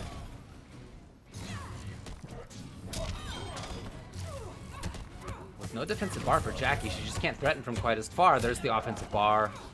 Used up. Too far away. But even without offensive bar, Nub has Fatal. That's exactly what he brings out almost on cue. So still with the resource to spend. Spent it? Oh boy, it's not enough. Yo! What a mess. Jackie Briggs. Knocked his Knocked block it off. clean off. Yeah, what a response from Nubcakes there. If he Yeah, he saw didn't- last time, look, hey, I wanted to get a meaty. It didn't work. Wake up fatal blow happened. I got fatal blow. This time he thinks, look, I'm not even putting myself in that position. Here I am staying away. I'm gonna wait to see what you do. It's a good choice. Very, very good choice. Clearly, it got him the victory here, and I think Nubcakes is pulling himself out of the I'm angry, I'm tilted scenario, and I'm seeing a very comfortable Jackie, a very comfortable Nubcakes playing his best game here. I mean, it's tough to say that you could 3-0 DJT but not make it to grand finals in today's bracket. Shiva? We're going to be seeing some Shiva. We saw a little bit of Shiva from Plusisnotreal in today's first broadcasted streamed match. That Shiva specifically having the ground pound equipped, which really complemented, because of the similar animation, really complemented the teleport slam. Yeah. Or the teleport stomp. So let's see if Nubcakes is going to be able to kind of deal with it. And I know Jackie has leap. And I feel like leap is going to be a good thing to deal with most teleport stomps, except for like a really delayed one. But I if don't know it's how. not, Yeah. if it's not stomp though, I guess I didn't see what plus pick. Did he lock in here? In any case, if it's instead Dragon Stance, that can actually like preempt. Yeah, we'll see. That can preemptively deal with Jackie trying to leap up with that arcing fireball that it has. Let's see what he gets. She's, people think of her as being very stomp heavy, but you don't need to play her that way. Queen's Punishment, Tremor, and Enhanced Drag and Drop. Okay, so it is indeed that style. Okay. Yeah, so you're gonna advance. You're gonna have more options with the teleport stomp. Fight. We're going to be seeing these ground pounds here coming out. There's a throw from Nubcakes pretty early right after that jump in, just kind of trying to dictate the pace of this, seeing can you deal with this offense. Some stagger pressure here, very successful, not leading to a lot of damage, but, little by little, Shiva now down below 50%. Plusisnotreal in big trouble. Ah, the low, taking a risk there. But at least maybe able to get something going. Oh, punish! Yes, it is the punish. So important to evade it in a way that doesn't just escape, but that also, nice. That also lets you punish her for going up into the sky. Exactly. Oh, tries to, go for that super jump in. And just like that, Shiva coming completely off that bar, those two offensive bars. So now Nubcakes is like, all right, it's party time, trying to come in. Ooh, Shiva doesn't want to commit. Or maybe she thought that dash punch was going to come, so she arced her stomp to the left. Could be a number of different things that he's anticipating. Totally. Look at this. Perfect positioning. Great reads from Nub, who misses there, but still has a life lead. Still is dealing really well with stomps, and it's a very stomp-heavy Shiva style. Oh, out of the way again into the ground. I am loving what we're seeing at another. Can you believe it again? It's Wake Up Fatal Blow. Gotta love it. Gotta love Wake Up Fatal Blow for the masses, for the culture, for everybody at home. You gotta just do it. Here comes the stomp, and that's gonna be a punish. Nubcakes displaying perfectly that he knows how to deal with this teleport stomp, no matter, whether you're delaying it. I feel like he's got the right options to follow up any kind of pressure afterwards. Can we talk about Nub having done the research? Let's go. This is what I want to see out here. Gotta lab. Yeah, he's definitely labbed that stuff. And even if you lab it, it's still effective. I don't mean to say that it's not, but he clearly has both labbed it, and then in the actual match, he guessed right so many times versus which stomp was going to be where, right? Whether it's the delay, whether it's left or right or whatever. He was right almost every time on that. So super effective mix-ups, but then also very importantly, as we talked about before, when Shiva whiffed, he made her pay, including for the final combo of the game, including before. And when Jackie makes you pay, it's huge, right? So yes, stomps are effective. Again, I'm not going to tell you that they're not, but if she's going to do 100 or 150 damage, and Jackie's going to do 300 or 400 or whatever, right? It's just over time, Nub made it work, and Plus did not like how that went. It's Cabal for him here in the final game of the set. Yeah, I almost felt like Nubcakes got into like a really nice rhythm with timing specifically with that stomp, where like you could almost see him like whiffing the punish if Shiva arced it away from Jackie, but the timing was consistent for the punish if she was right next to Jackie. It wasn't always right next to Jackie, but Nubcakes, knowing that, like, didn't want to leave it to chance. He's like, I can't react to this. Every time she comes down, it's tough to differentiate between whether she's in range of, you know, that forward advancing mid with the punches. So I just have to do it. And if she's there, I get a punish. If not, she's still over there, you know, far away from me. I'm not in any real danger. And I just, you have to keep going. You have to keep going. You have to keep it consistent. When it comes to labbing options, the more you can simplify it, the more effective it's going to be in actual gameplay. And this is a perfect example of that coming from Nubcakes. Just keep it simple. Just keep it simple. Fight. So back to Cabal, which definitely had more success. He actually went up 2-0 in this set, and it's been too straight for Nubcakes since. Oh, a little bit more preemptive than he was earlier here.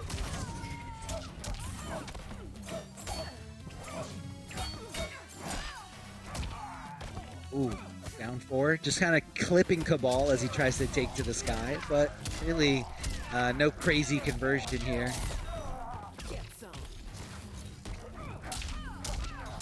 Oh, keep it up. Nice.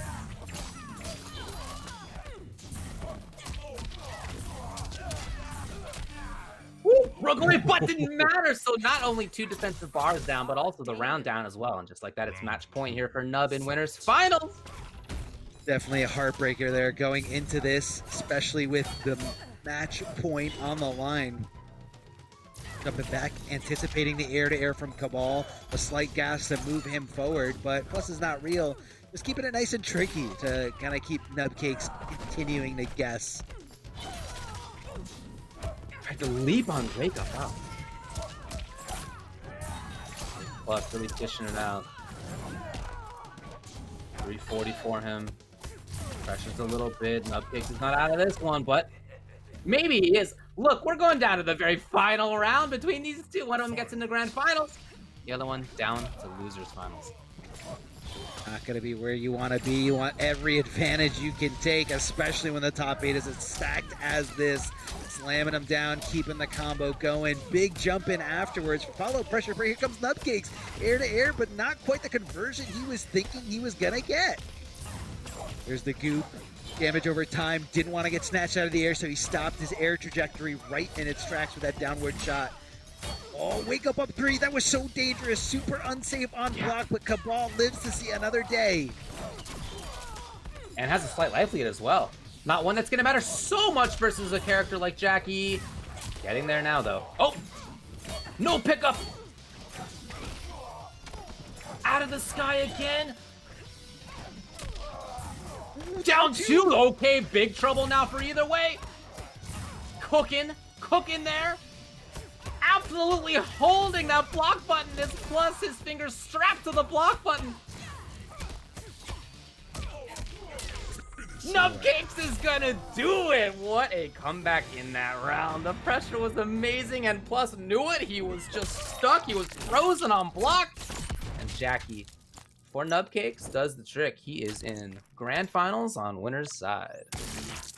Very, very impressive 3-0 reverse 3-0 comeback here from Nubcakes, down to the brink of defeat. And the fact that that DOT, I feel like times for me watching it, like time slowed down here, or that DOT was active for so much longer than I anticipated. I'm just like, his life is disappearing. His life is disappearing. He needs to get off of that. And I'm sure him as the competitor was just like sweating, like bullets coming out of his head, just saying like, please, for the love of God, make this DOT disappear. I don't want to let go of block. I don't want to come off of this.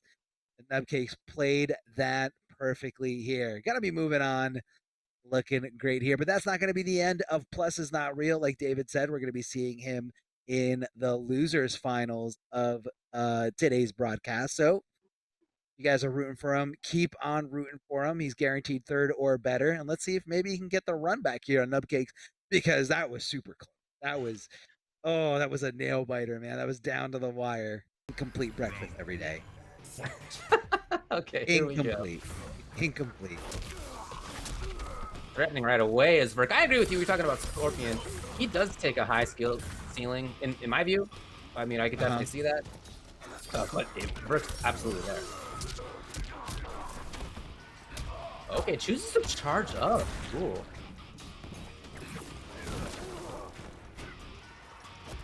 That little bee buzzing around JChan with the grab. Oh, way too far! And AVirk with the punish on reaction. I don't know if that was even what he expected. He was just ready with the punish in time. Yeah, he was definitely like ready to swing there. Big jumping kick coming out of AVirk, and JChan, good initiative there, trying to go for a throw, but AVirk just kind of all over it, and knowing he's down to almost nothing, decides to throw in that interactable, hoping he just kind of falls into the acid. AVirk keeping it as safe as possible, continuing that string fully and not canceling into any kind of teleport, especially because AVirk doesn't have the bar to cancel out of the teleport if he does do that. Wow, you could see the startup on the grab, but AVirk was just not there. The little micro duck. Beautiful. Fight. It was kind of like he micro ducked the approach, not like the actual situation. Totally.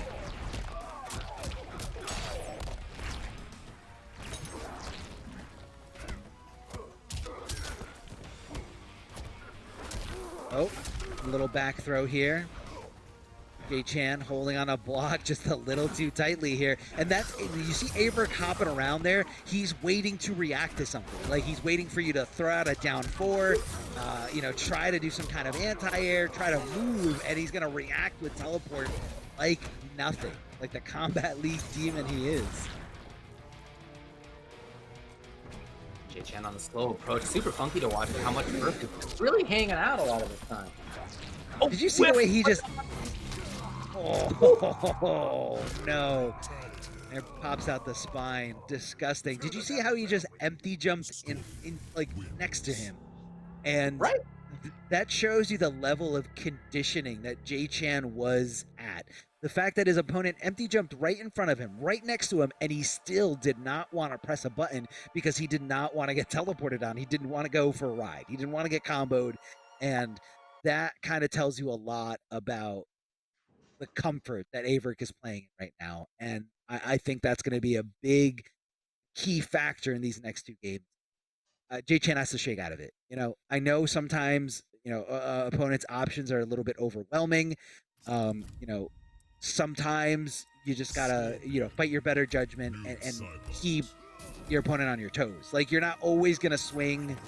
You're not always gonna only swing when it's your turn. Like, sometimes you gotta hit that double down one. Sometimes you gotta swing when you're negative, just because you don't want to fall into a methodical game plan or a methodical strategy where you're just playing by the book. Play a little crazy, you know? Play a little crazy. It might work. Well, we'll see if he does make a change like that. Backing off to start. AVirk is in there immediately. There's the hit confirms that we've talked about. He's always in there. Wow, I don't know. Hey, worked out for JChan. It's this little thing here that I find so flummoxing from AVirk. You know, typically you'll see Scorpion play what he's doing right now. Walking back and forth, great walk speed, good whiff punishes. He can threaten with teleport. Like, you're worried about a lot of stuff. Nice here for JChan. But for quite a bit of this, AVirk has actually just been hanging out and kind of daring JChan to move in.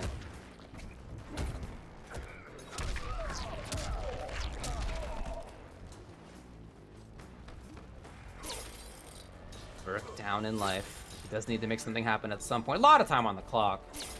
No need to rush. No need to rush. Yeah, just take it nice and easy, one step at a time here on the approach. And just throwing the spear out. Again, huge reward for very little risk. And he's in here. Oh my god! And still blocked! What a genius, but no punish. Oh, no, no, no. Still, oh man, this is insane. Again, that's what I'm telling He you. is so good. The comfort Nevertheless, that Verk AVirk around. can play. 100% Yeah, he's at really home. partying out there. I mean, he's hanging out. He's chilling, like big chilling. He's perfectly fine with the pace of the match, jumping back, trying to react to anything Nubcakes does, and just like that. I mean, the spacing, the awareness, the control here of the footsies coming out of AVirk. Oh my God, he just knows. He just knows when all these throw attempts are coming. This guy is a micro duck king. Stand forward to teleport. AVirk, you animal. AVirk, you absolute animal. Here comes a big jump and kick. JChan doesn't want to take this line down. Oh, whiff punish opportunity, takes it. Didn't have offensive bar. Oh no, that was a huge opportunity he had. Keeping it nice and Spend safe, bar amplifying here. it. Yeah, keep it safe, man. You don't want to give AVirk the opportunity. I look how you trekked forward. Yeah, still going for grab, even though, you know, despite getting punished so many times from Oh, AVirk. look at hanging out. What do you do? There's, you know, he could be doing so much, and he's just hanging out here. It's like he's not concerned.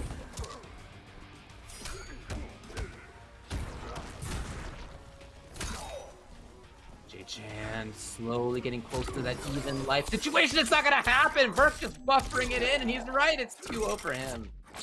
Did he just do 1-1? It's a fatal blow. Not hit confirmed. The second one was the one that hit.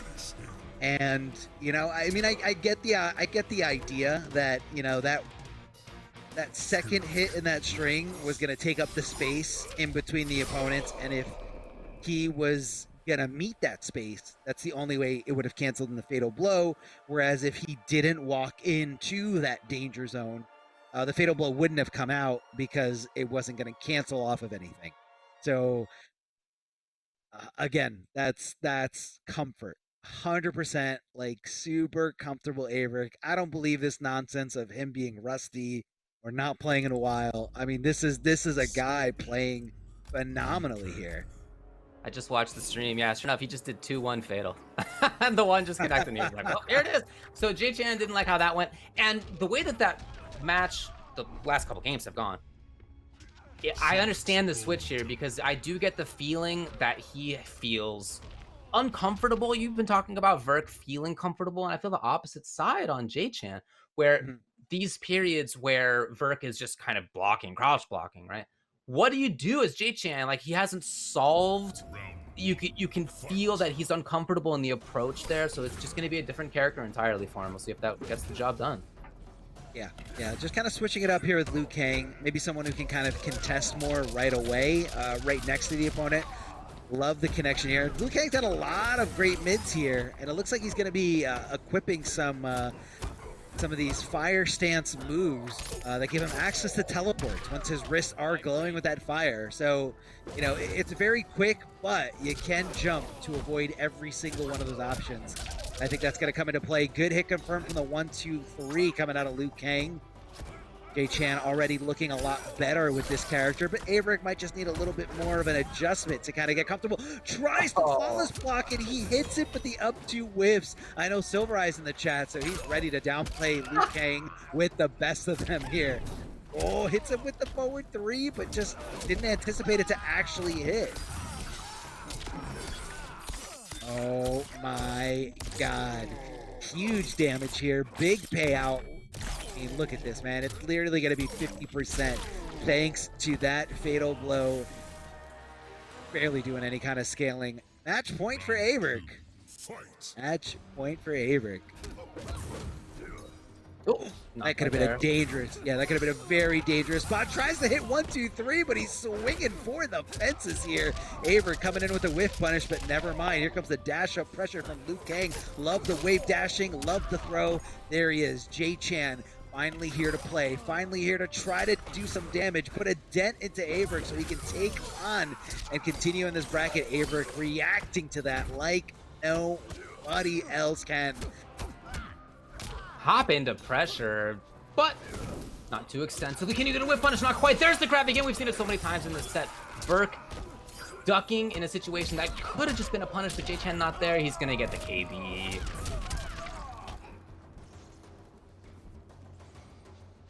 And now, how can JChan find the hit? AVirk again, just going for crouch blocking. We saw this with Noob as well. The same situation, put himself next to the interactable, and AVirk was aware, and he capitalizes to take it 3-0. Yeah, really good tick throw there coming out of AVirk, and you want to take advantage of everything that's around you. Interactables have been introduced since Injustice 1 and has become kind of a fundamental requirement to play these NRS games. You got to realize what resources are around you, what resources are around your opponents, because that really differs things and that really changes the stages. It's not just a box with 2 corners in it anymore. And like that, a lot of people have access to that same tick throw. I'm sure Liu Kang's got some, but AVirk was the first one to realize, hey, I mean, super risky, don't get me wrong, it's not like a broken thing or anything, but he said, hey, let me go for this, because at the end of the day, AVirk was cool, and I definitely see AVirk going all the way here, on top of his gameplay right now. So big shout outs to AVirk, and big shout outs to JChan for making the top 8 debut. I love the Liu Kang. Maybe a few things there needed to be solidified. Maybe it wasn't a character that he was necessarily ready to take into this top 8, but how tough that Noob Saibot versus Scorpion matchup looked, I definitely agree with something needed to change. Saw a little bit more of JChan, so I really hope we see more of him in the future. Keep grinding, keep playing, and help make the community grow. Keep getting in there. And if you guys haven't signed up for these tournaments, or any tournaments, there's a lot of things going on. Hit up Twitter, hit up Twitch. There's always people streaming, because so many people are playing this game. So many people love this game. Man, who's gonna stop? So JChan came into this 19th in points overall. Again, you need to be in that top 16. So he didn't start the weekend in that top 16. He probably is there now. I'll have to check to make sure once this is all ironed out. But still, that can't be like a comfortable position, of course. So this was his first top 8. Super great, as you said. Really happy for him to have gotten there. He was confident, just had to take it a game at a time, and he wanted to represent the STG family well. I definitely think that he did that, even though it didn't end up working out as he had hoped. Maybe he's got to make the choice. Is it French toast or is it omelet?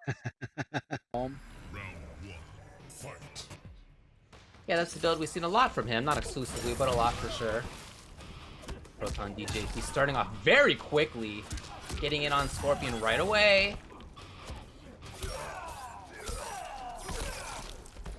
Here comes AVirk. Threatening. Oh, what a whiff punish. Amazing back and forth. Tried for the same thing again and gets an escape, failed as well. So he's scheming right now. He's looking good. Finds the hit yet again. The little reset after.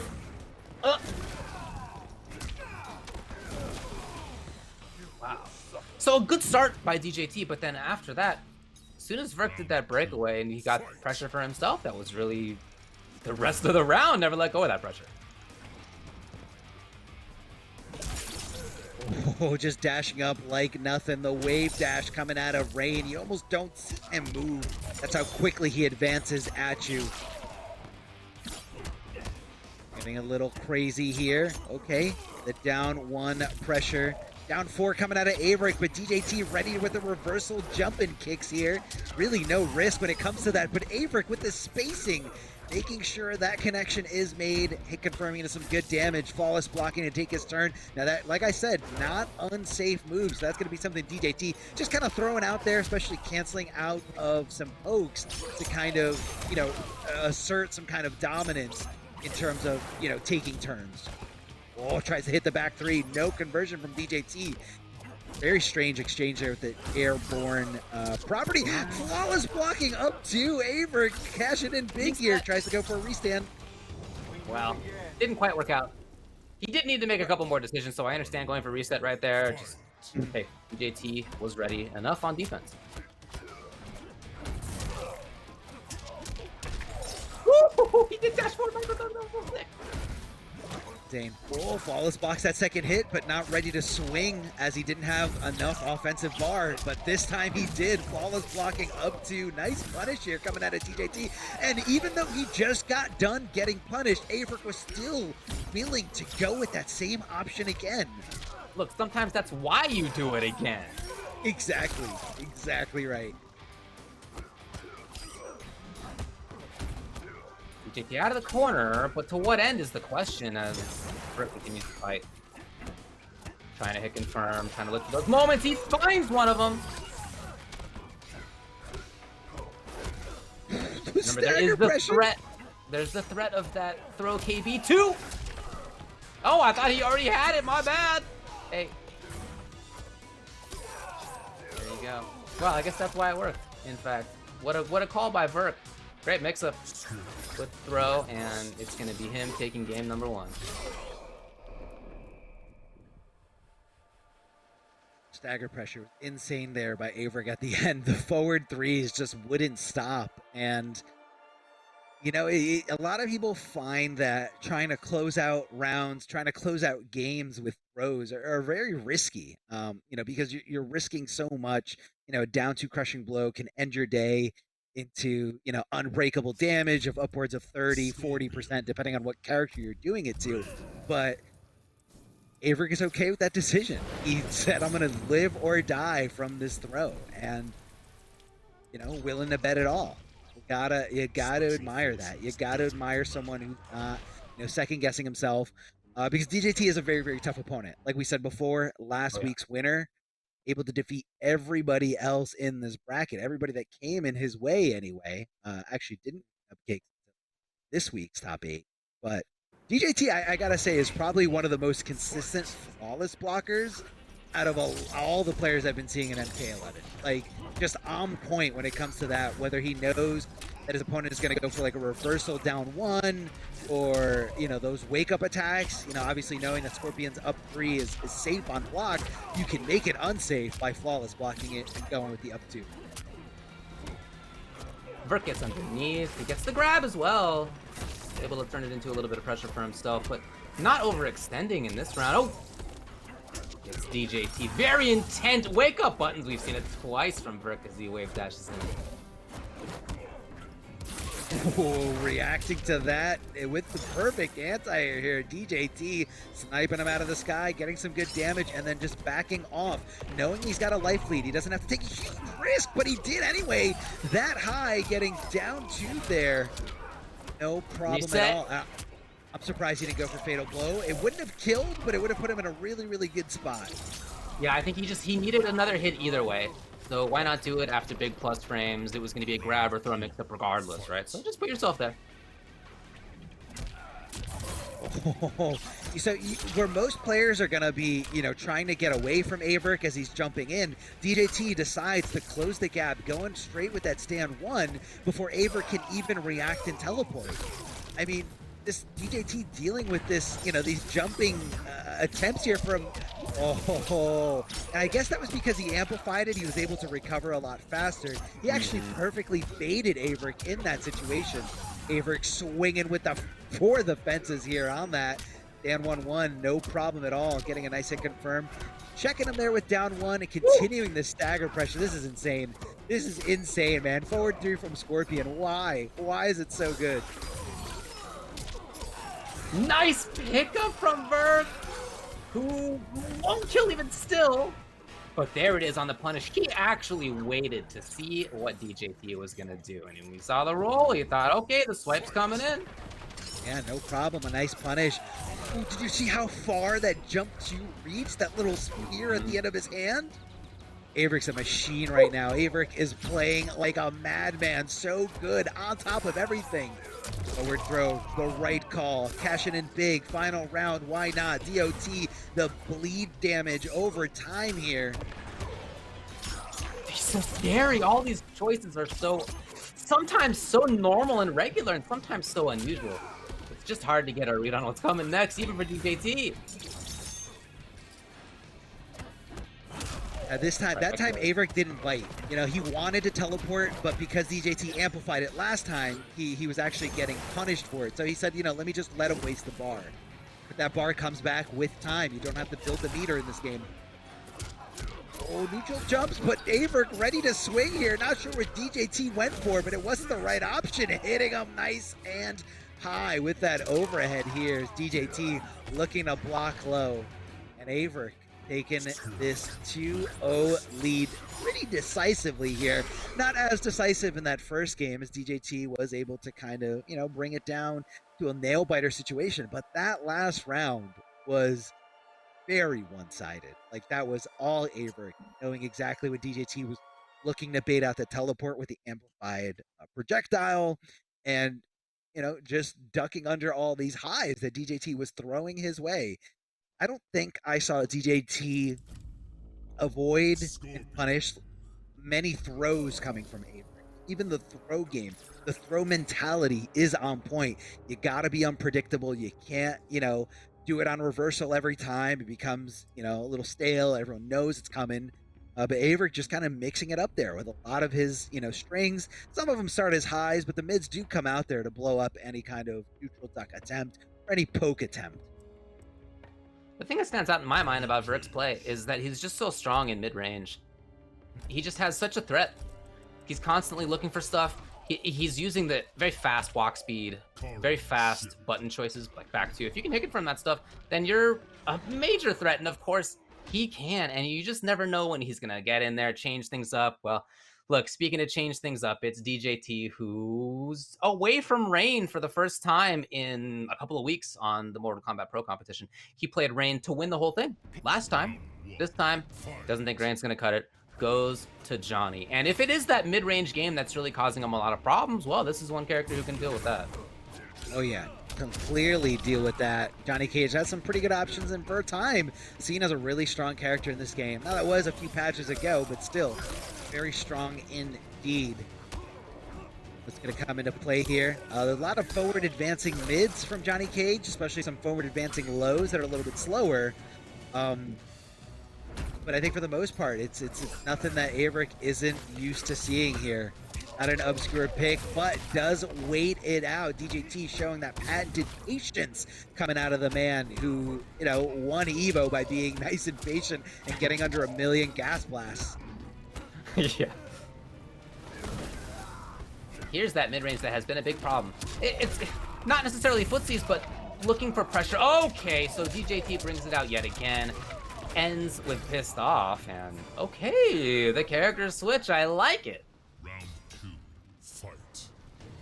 Now, the pissed off progression still happens on hit, if I remember correctly. I know it's been a while since we've seen that. I feel like a lot of players usually, you know, stray away from that, but, you know, it is a good armor breaker. Oh, swinging on wake up there is AVirk. Successful hit and a successful throw. Tries to go for the throw mix, but it looks like DJT didn't even react in time to hit that throw escape attempt. Either way, again, another clean throw. Doesn't get thrown escape. Between lots of throws from both these players here. DJT kicking up closer to the corner, and AVirk swinging for the fences. That could have been even bigger, but DJT opted not to cash out big. Huh. What a choice. I wonder he regrets it? He's in trouble right now. What a pickup by AVirk, who's just chip damage away. Overhead's fine as well. It's match point for him. How did he know, like, what side he was going to be on? Like, Johnny Cage was on the right, then he was on the left. I mean, that's AVirk being in that situation so many times that he knows how to deal with it. Stand 1 is going to swing in the correct direction because it's not a directional input. Super smart stuff from AVirk. Interactable in play if DJT wants to use it. No, decides to just kind of bide his time, try to make that gap a little bit smaller. Now AVirk up against the ropes. Here come DJT with those down pokes from Johnny Cage. Very, very long down pokes that lead into a great situation from AVirk in a world of hurt here. He's running out of time. He's running out of health here before our very eyes, but can he make this comeback? DJT has never let go. As soon as he got into the corner, it's been all him. Oh, this is an escape failed as well. Nice anti-air for DJT. The awareness to make that happen and know where he was on screen was gorgeous. And the switch really did have a big impact. You could see it in the way his pressure was working. You could see where he was able to start pressure from. Those are things that Rain just doesn't do as well as Johnny Cage. And DJT used Johnny Cage to great effect to take a game. He's not out yet. Definitely not out. And the down pokes are really helping DJT with this, which is I guess something that Rain doesn't really have in terms of like range down pokes. And your pokes are going to be a way for you to deal with things without committing too heavily on recovery frame, where a character like Scorpion is going to be able to take full advantage of somebody that's taking a long time to recover, because at any distance Scorpion's teleport can whiff punish literally anything that's slow enough or recovers slowly enough. So that's why DJT made that switch over to the character. I can poke, I can get into a situation where like I'm out of the neutral and I have to make decisions whether I'm going with stagger pressure, throw pressure, etc. And that's why this pick is working out for DJT. Round 1. Fight. Question is how Virk will change how he's playing. You can see him trying to react to that. He's been there almost a couple of times, just not quite 100% to that projectile. Oh god, his threat. He can just walk back so far and still be there. You never know when he's gonna press the button, when he's gonna go for the grab. Even DJT doesn't always know. Big jump in, but looks like he wasn't really able to get the right conversion. Maybe he didn't input the OS. It could be a very specific thing he was looking for here. Ducking under those high projectiles, not able to duck under those because of that string that is accompanied by it. Oh, yeah, see, look, he wants to try to punish anything, but DJT is very smart about only using buttons that, recover in time. So AVirk is going to have to play at a whole different level here if he wants this win. Waltzing back in is DJT. Ah! No defensive bar to get out of this. And he does cash out on Fatal, so it's still going to be another hit that he requires. It could be a grab, though, either way. Could be a grab, but that is a very risky thing. I don't know if I would do that, but AVirk just... Oh, it was a risk on the other side. DJT was super willing to take it. Oh, man, and that is very unfortunate to see. Coming off that finite resource, coming off that fatal blow, and it still didn't win you the round, but you did get this hit here. Beautiful hit confirm here from AVirk, canceling right into the teleport and letting it rock.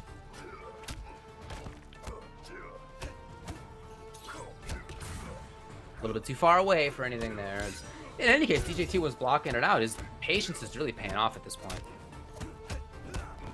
Not always patience, of course. Or sometimes he's willing to steal, but you never know. Yeah, exactly. There it is. You never know.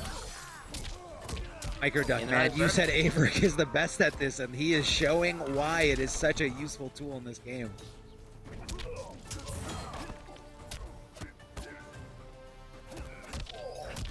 Oh, wow. Even Virk gets frozen there in front of DJT as DJT's got the corner. We've already seen how strong DJT's pressure can be in that corner.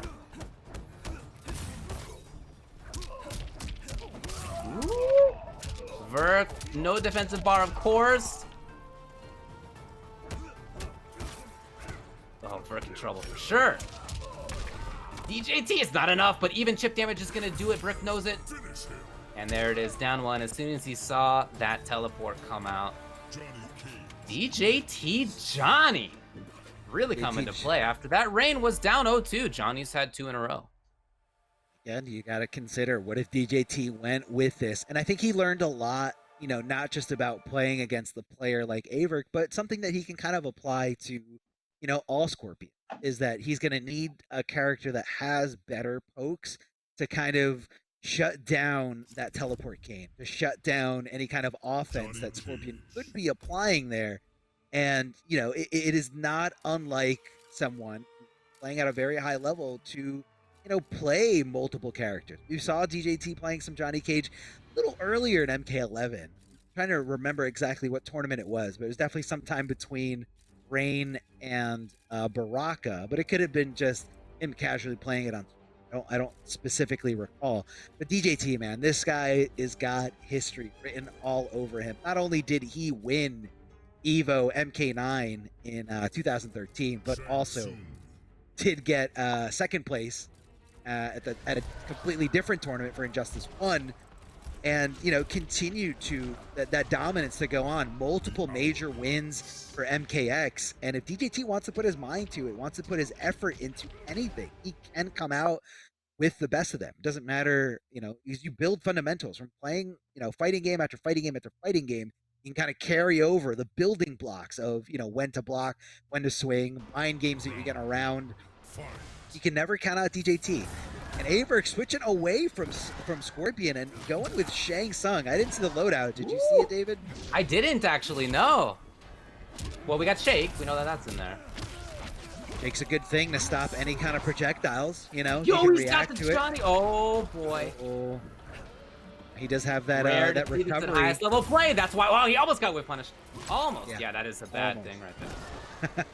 The downside of taking somebody else's form. Not only that, but you also got to learn every character's combos. I mean, that's insane, man. How do Shang players keep... Oh, down two. He's got Shake, Super Kick, and Force Lift. Yep, there you go. So he's got a lot of damage output available to him. As Virk goes into match point. Love that rain there. Oh, so good. Shades of MK9, CD Jr. winning some major events with Rain. Super duper hype. Whoa, down 4. DJT looking to steal some turns here. Oh, flawless block. Like I said, DJT, one of the best at flawless blocking in this game. This is totally insane. He actually started up Shake as he woke up, but it wasn't fast enough. Here's the confirm. Ah, he's gonna go back into Johnny. Transformation. And you can see DJT just waiting it out. And he's gonna change back right here. Yeah. Oh no!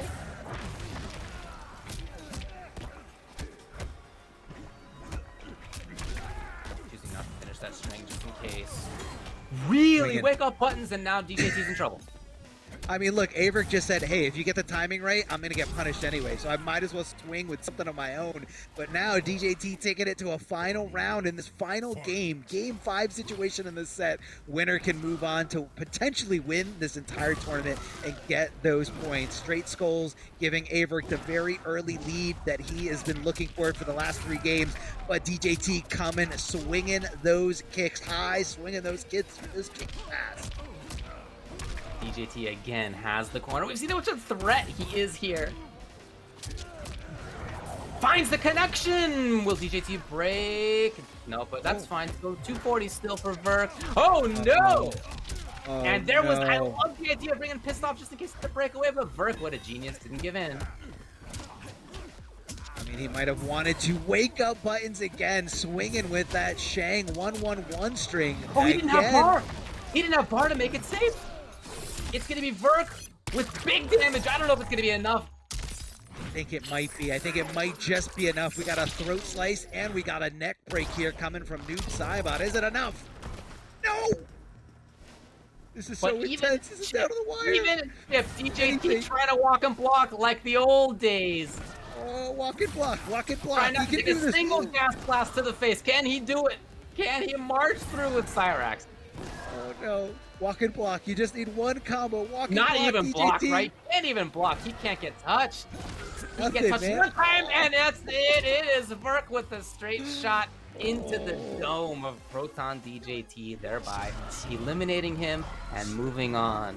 The old bulldogging style, not quite enough in the end right there. Virk going to Shang and sealing it.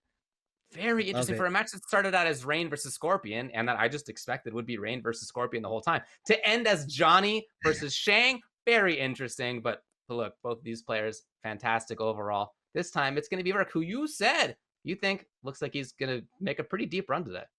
I mean, yeah, the run is deep. We're 2, games deep into the AVirk show, and you got to really give it up for someone who's going through this battle of attrition, this stamina that AVirk is displaying here to be able to, not only play under pressure, but to keep going, making the right decisions.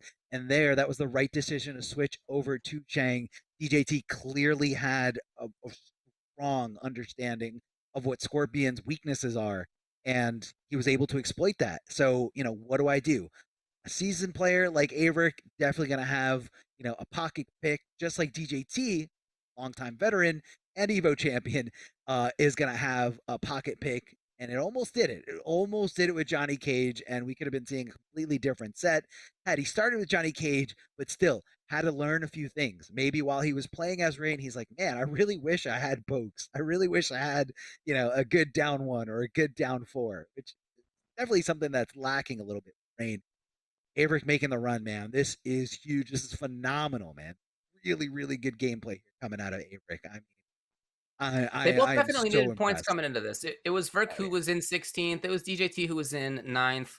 Yeah, those are both within the threshold of where you want to be, and they have more points now. But what DJT really wanted was to win this twice so that he could feel comfortable.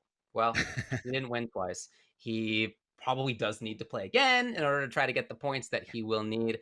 But yeah, I guess we'll see if that happens for him. He's certainly looking good.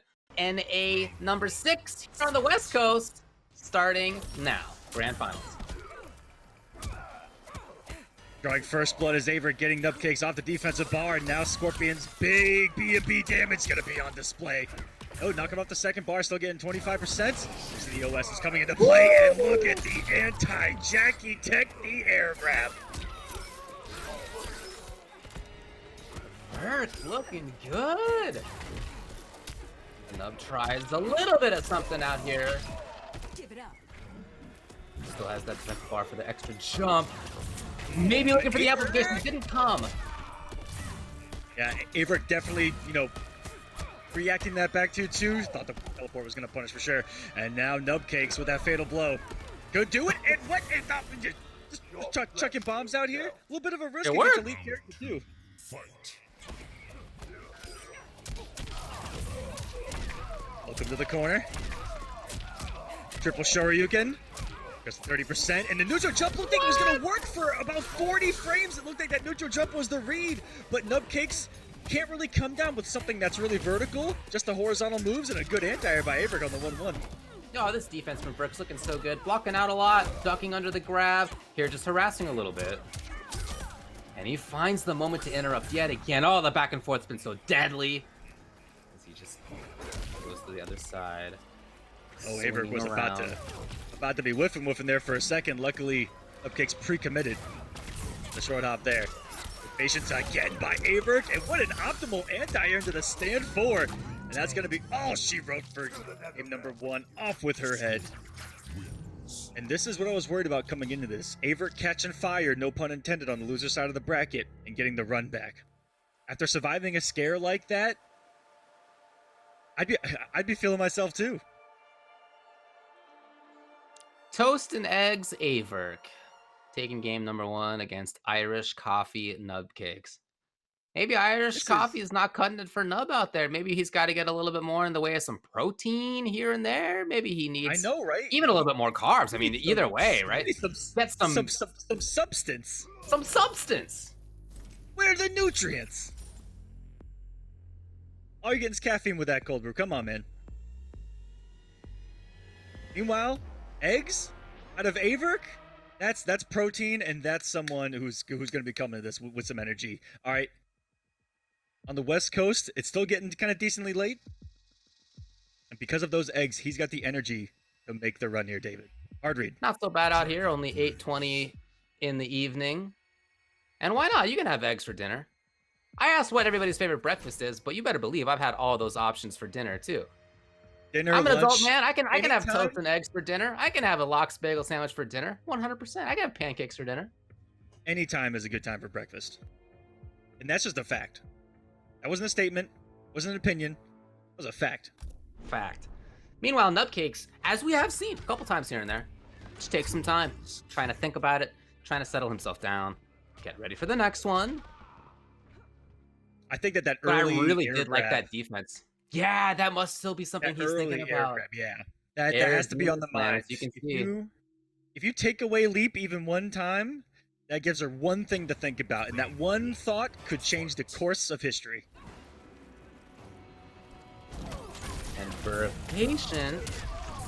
Okay, the interruption come. As I mentioned, Nub is willing to spend those offensive bars for pressure. Yeah, and that's what got him the hit in that regard. Exactly. Yeah.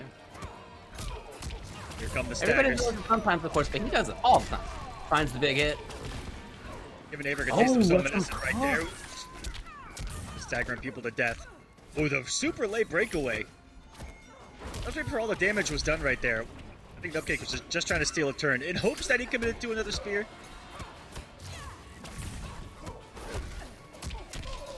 Nice walk by AVirk there to get him out of that jump one range, and that dot is going to kill. Watch your toes. Okay, Nubcake's on the board, settling himself here in Grand Finals. He's been waiting for a little bit. That could also come into play. I need to get the hands warmed up a little bit. Finding the moment to duck perfectly, as we've seen throughout the top 8, honestly, is AVirk. Oh, the confirms are here, the defense is here, the execution's here. I've seen every AVirk special except for the short hop, so are we gonna see it? Oh my god. And he false blocked the actual grenade part of it, not the attack. And the up 2 was a big enough one to hit her up in outer space. That was incredible. That said, Nubcakes still very much in this thing. If he finds 2 more hits and they're the right ones, he's taking this thing for sure. Trying to bait out FBs probably. I was about to say, he still doesn't have the health lead. Oh, he finds the right hit now. All he needs is one proper combo. AVirk knows that he is playing defense. He's holding block. Oh, he's holding block maybe a little bit too long here. He's gonna give Nubcakes one more chance and will instant jump people's L-power, and it came down to the patience again. That down 1. Oh, that could have gone wrong so many different ways, David. Oh, I'm about to have a heart attack. But that patience again is what really came in to rescue him. Sometimes it's not the patience, right? Sometimes you press the buttons, and AVirk's been right on that one too. Wow, what an instant 1-1 reversal on the down 1. And he is ready for those hit confirmations of the 1-1 every single time.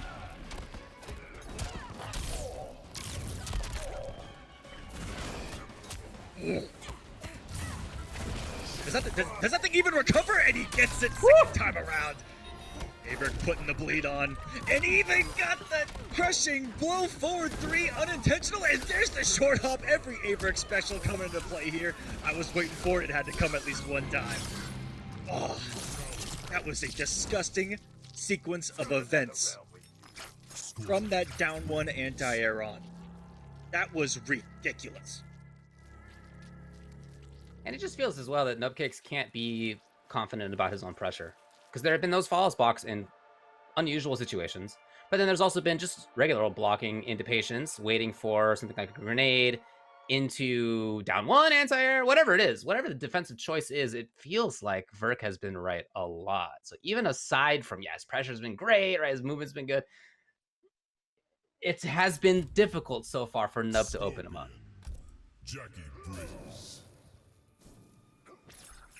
And what difference, or what different of a story we'd be telling right now if that down 1 didn't work out in that situation?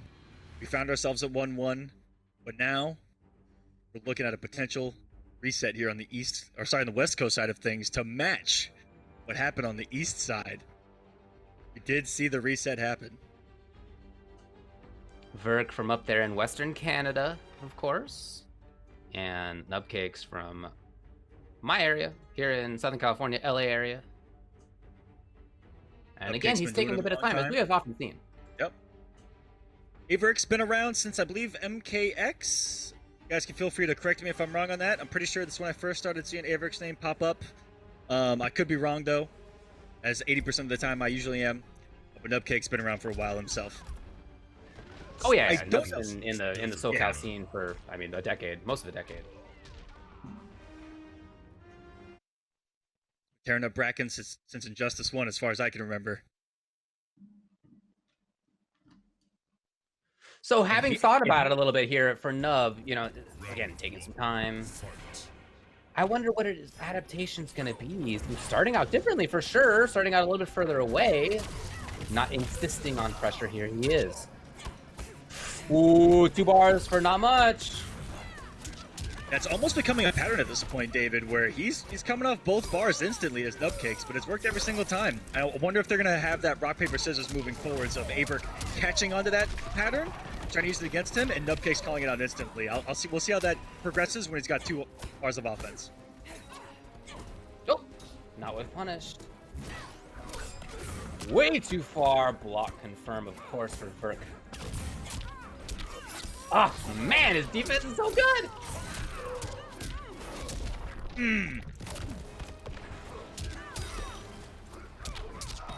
Wow, Nubcakes so aggressive right there, and he robbed him, blinded in the gate. He didn't even go for the fatal blow. Not like this. He was still gonna take it. Oh my! I got really scared there when we didn't get the guaranteed victory. But Nubcakes, he has felt the pressure every time AVirk's put him on a crushing blow bleed that he has.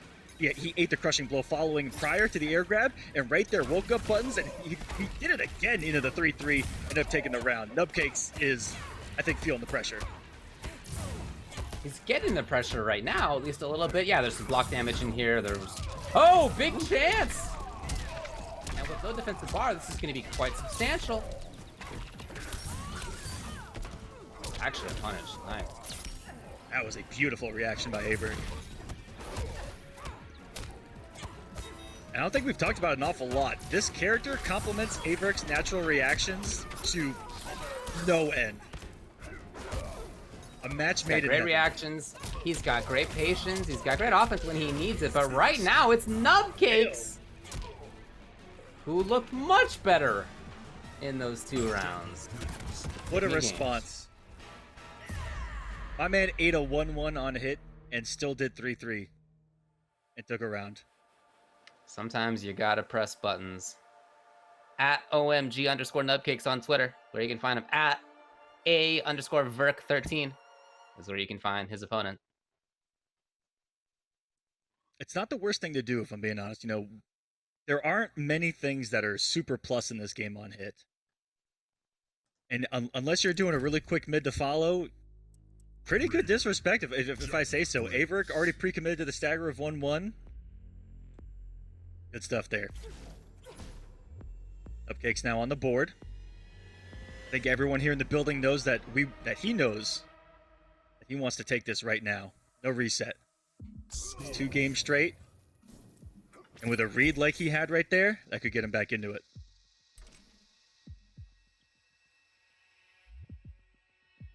Again, he slowly considers things, thinks about, how now, sure, he took the last game.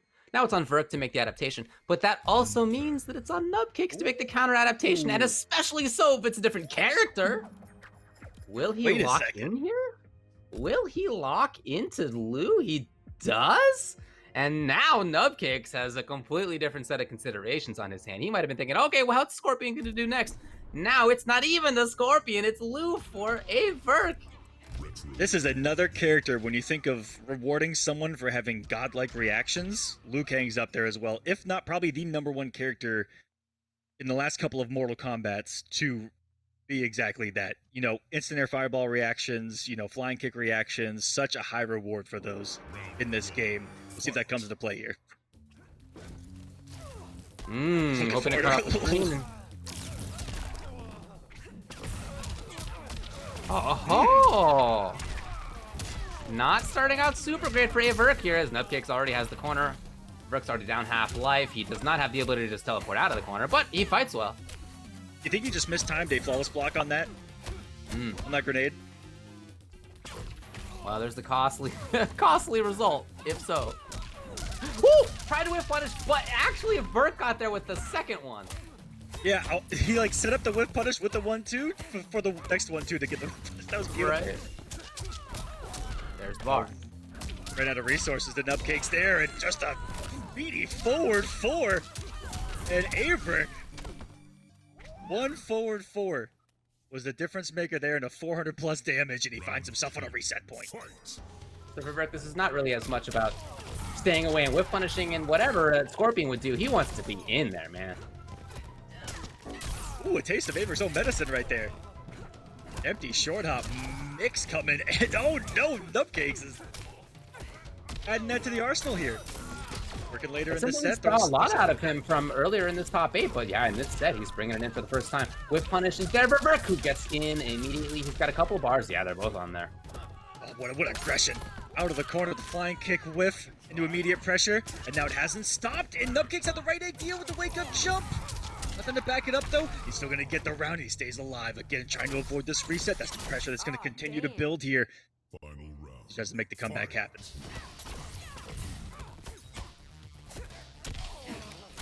Virk taking a lot of grabs. Now, it makes sense. It's so much less. But it does add up over time. Oh! And he is there, in fact, for even more. Still converted from the max distance Sistine Chapel reach of a jump 1 that Jackie possesses. It's a beautiful leap there, and pressure's on here. Good active frames there by Nubcakes, puts the dot down, and that's going to be it. What a disgusting sequence. And when his back has been to the wall, David, he has shown up each and every single time so far in this grand final.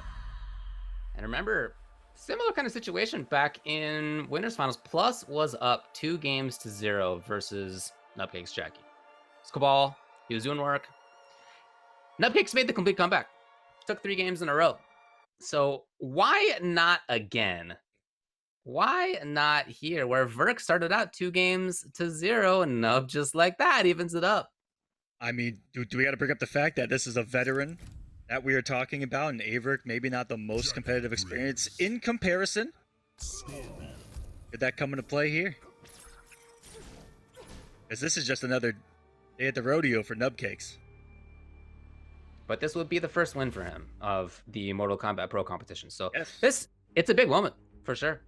Oh yeah, 100%. Yes, he probably is fine in points. He's probably fine in points. But yeah, you can win a tournament, right? There's definitely a bigger feeling to that. And it would be a big, I think the first one here in Mortal Kombat 11 for him. And with 455, am I right on that? 479 players in week number 6. It was 483 in week 5. That's a lot of people to get through. Community. Yeah, for sure. Community shows up big for tournaments. I'll tell you that. Of course, it's not just here.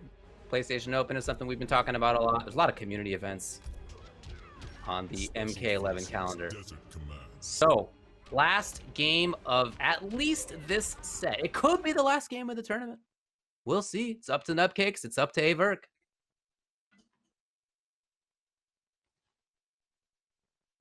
As he has gone back to Scorpion. Yeah, he certainly looked more comfortable with that character he made his name with.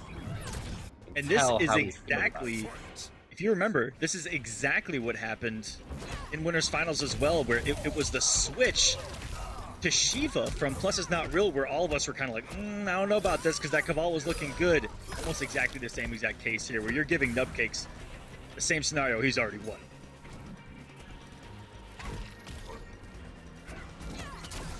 Tried to whip punishment back too. It's a good idea, but not quite there. Much more grounded play, if you notice, from Nubcakes. He has not really been going up in the sky super much. If he has pressure already, sure. Yeah, here he is, of course. But before that, not flying up. Yeah, not willy-nilly. Oh, great. Bizarre. I'm surprised she didn't get caught by Earth's orbit up there. my goodness. Oh, and the staggers. Gonna net some huge damage here, and that might be death on a 950 character.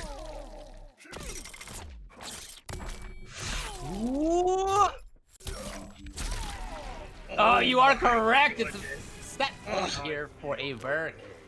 It hits different every single time. Oh, 485. That is some big boy damage. Really trying to take that turn back with Virk. And there for sure, tiny micro duck. It didn't even matter. Nubcakes hadn't pressed the button, but Virk was there. There's those bars. Okay. Yeah, I mean, if you're Virk, that's okay, for sure. Slowly getting the one back. Nubcakes might have it. Beautiful swing by AVirk. Could feel the hesitation in Nubcakes right there. The cash out means that we have a reset. And now we're going to a grand final set. The true finals. Where Nubcakes and Virk will play yet again. Now, as you were mentioning before, Nubcakes sent Virk to losers in the first place. Virk has now done the same. Virk has now sent Nubcakes also to losers. So it'll be now one more got set. Ourselves a match, baby. And it's right as we see Nubcakes starting to make those adjustments, right? So we could very well may find ourselves in another Game 5 situation. I wouldn't be surprised. These two players are gaming right now. I expect no change here post reset. No. Now, earlier tonight, as we were watching North America East, we saw a reset as well. We saw Tweety reset against the Mighty Unjust. And actually, in more dominant fashion. It was a 3-0 on reset. Yeah. But then Mighty Unjust came back in the second set and took it. Might we see the same thing where the player who starts out in winners gets sent to losers, comes back anyway? That's, of course, what Nub wants. Virk's looking for the opposite. Toast Saga. and eggs AVirk versus Irish coffee Nubcakes. Saga continues.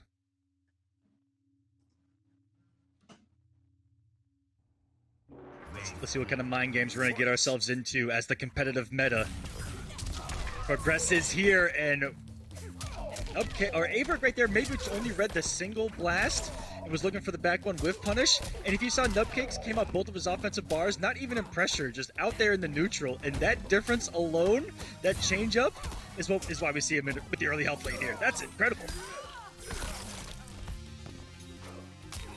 Oh, too early. Only down one for Nub, who definitely could have taken the round on that. Flawless block. Virk trying to steal these opportunities. Oh, can he keep it up? That was actually a sick conversion. Round 2. Mid-sync start here for Nubcakes. Neutral, reset. Just reset your mind. We're in a neutral position at 0-0. Nubcakes is going to play like this is a complete reset. Love what I'm seeing so far. And was that a hit confirm? I don't even know. If there's someone that can do it, I believe in someone like AVirk. He does have those single hit confirms down. Sure. Gonna be a lot of damage even before the breakaway becomes available, so right, he is saving it. Of course, defensive bars are really precious for Scorpion as well, Reborn Scorpion. The delay did it, but he did not have the offensive bar. Uh-oh, we have barely not yet had it. And now limiting... Yo, I love this because Virk can't just teleport now. He's gonna be in that goop. Oh, no! He's in the goop. The goop! Oh, And so Nubcakes smart. takes game 1. I would have lost any amount of money if I were to bet on Nubcakes getting hit by a teleport right there. That was pretty wild. Definitely could have been a little bit of a steal there for AVirk on that one.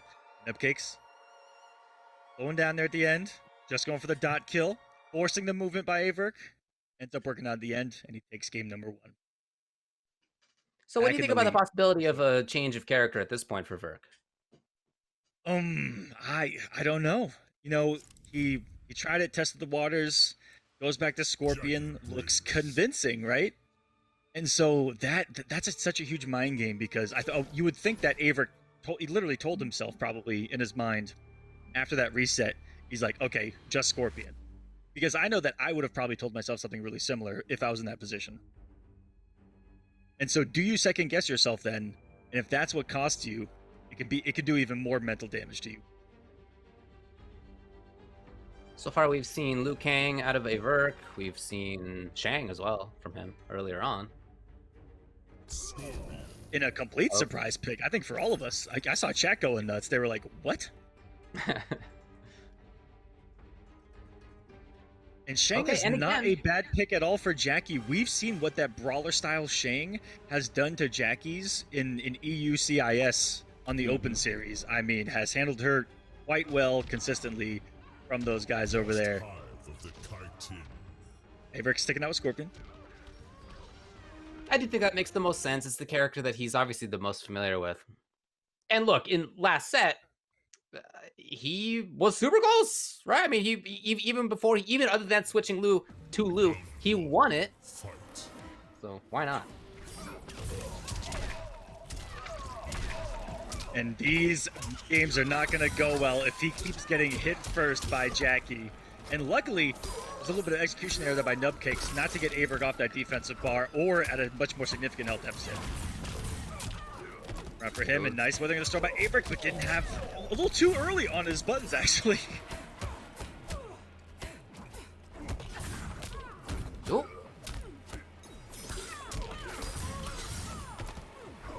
chance for Virk that Nub escapes from. Oh, didn't believe in it. Didn't believe in it yet again. And now not just going up into the sky when he might in other matchups, because again, for fear of that air throw, KB, when it hits by itself. I would be passionate. Oh my goodness! AVirk out of the block of the grenade, instant stand 1 and the fatal blow. Nothing you can do about that, and on a 950 character, of course it's gonna kill. That was incredible. That's what, that was a snipe. Yeah, for sure. Because in that situation, it's pretty much guaranteed if it works, right? If it hits, so you're like, you know what, I'm just gonna stand 1, buffer it. The only way it hits or works is if it hits and works. Smart stuff. It's the string here for Nubcakes. Oh, not quite on the whip punish. Big chance here, though. Okay. Virk choosing not to break away. It's just a cool 300, no big deal. Ooh. AVirk just wanted the damage right there. Now the pressure and the heat is on. Relentless. And 1 bar for. Oh my goodness! I was about to go on a rant that you guys are never going to hear, because this man walked up into a flawless block for the victory and to tie us up at 1 game apiece. Taking it back to the launch fatality. AVirk's Scorpion just ties it up 1-1, by the way. That was not the winning moment. A little unusual to see the fatal mid-set, but I like it. Get yourself back in the game if that's what it takes. When you've reached layer 47, like these two probably have, you gotta do something different, right? To try to get in your opponent's head. And so I like it. But you never know if that comes back to bite you, because we've all been there too. And go with the rare of the fatalities too. That was the wasn't that the trailer one? Yeah, man, that was like the here's Mortal Kombat 11. It's a video game fatality for sure. Shoutouts. That was a wonderful trailer. So Good it's job, now on Netherrealm. Nub, 1-1. If he can keep taking a trade back and forth, if he can take the next one, then Virk takes the next one, then Nubcakes takes the next one, and that will be for the tournament. So he's gotta keep on keeping on. But boy, what a close couple of sets this has been. Of course, last set was 3-2 Virk. Right now it's 1-1. Extremely close. Kronika's keep. And Nub has had some different takes, right? It's been pressure for him has oftentimes looked like it typically does, but sometimes, as these two have played, he's been more grounded than often he is, right? A little bit more focused on back two from mid-range, pressing with step kick and forward two and the like, and not necessarily going up into the sky all the time, as he is not right now either. So he's really changing things up there. He's gotten a lot of damage off of Nubcakes being in the air, you know, off of making the reads on the leaps, making the right reads in the pressure, in the offensive meter. That's been the great mind game between these two the entire time. And now that he has no meter, yeah, AVirk feeling free to press those buttons, even catch the anti-air there. And maybe Nubcakes needs to do something different, David, in maybe using less offensive bar early. That makes sense, but it's also that's his style. It is his Jackie style to go for that. And sometimes it pays off big time, and sometimes it doesn't. And he's okay with the risk, as he took right there, big risk. Getting a 210 plus the bleed. That was disgusting.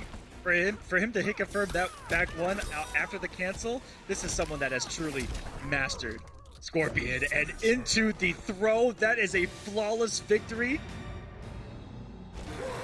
And it was like 600 damage in Ryu, who's a grappler apparently with what he did in that round. Good 550 or 600 just from straight up grabs. That was a 20-second flawless victory speed run of a game number 3. That was incredible. AVirk, all momentum is now just resting on his shoulders.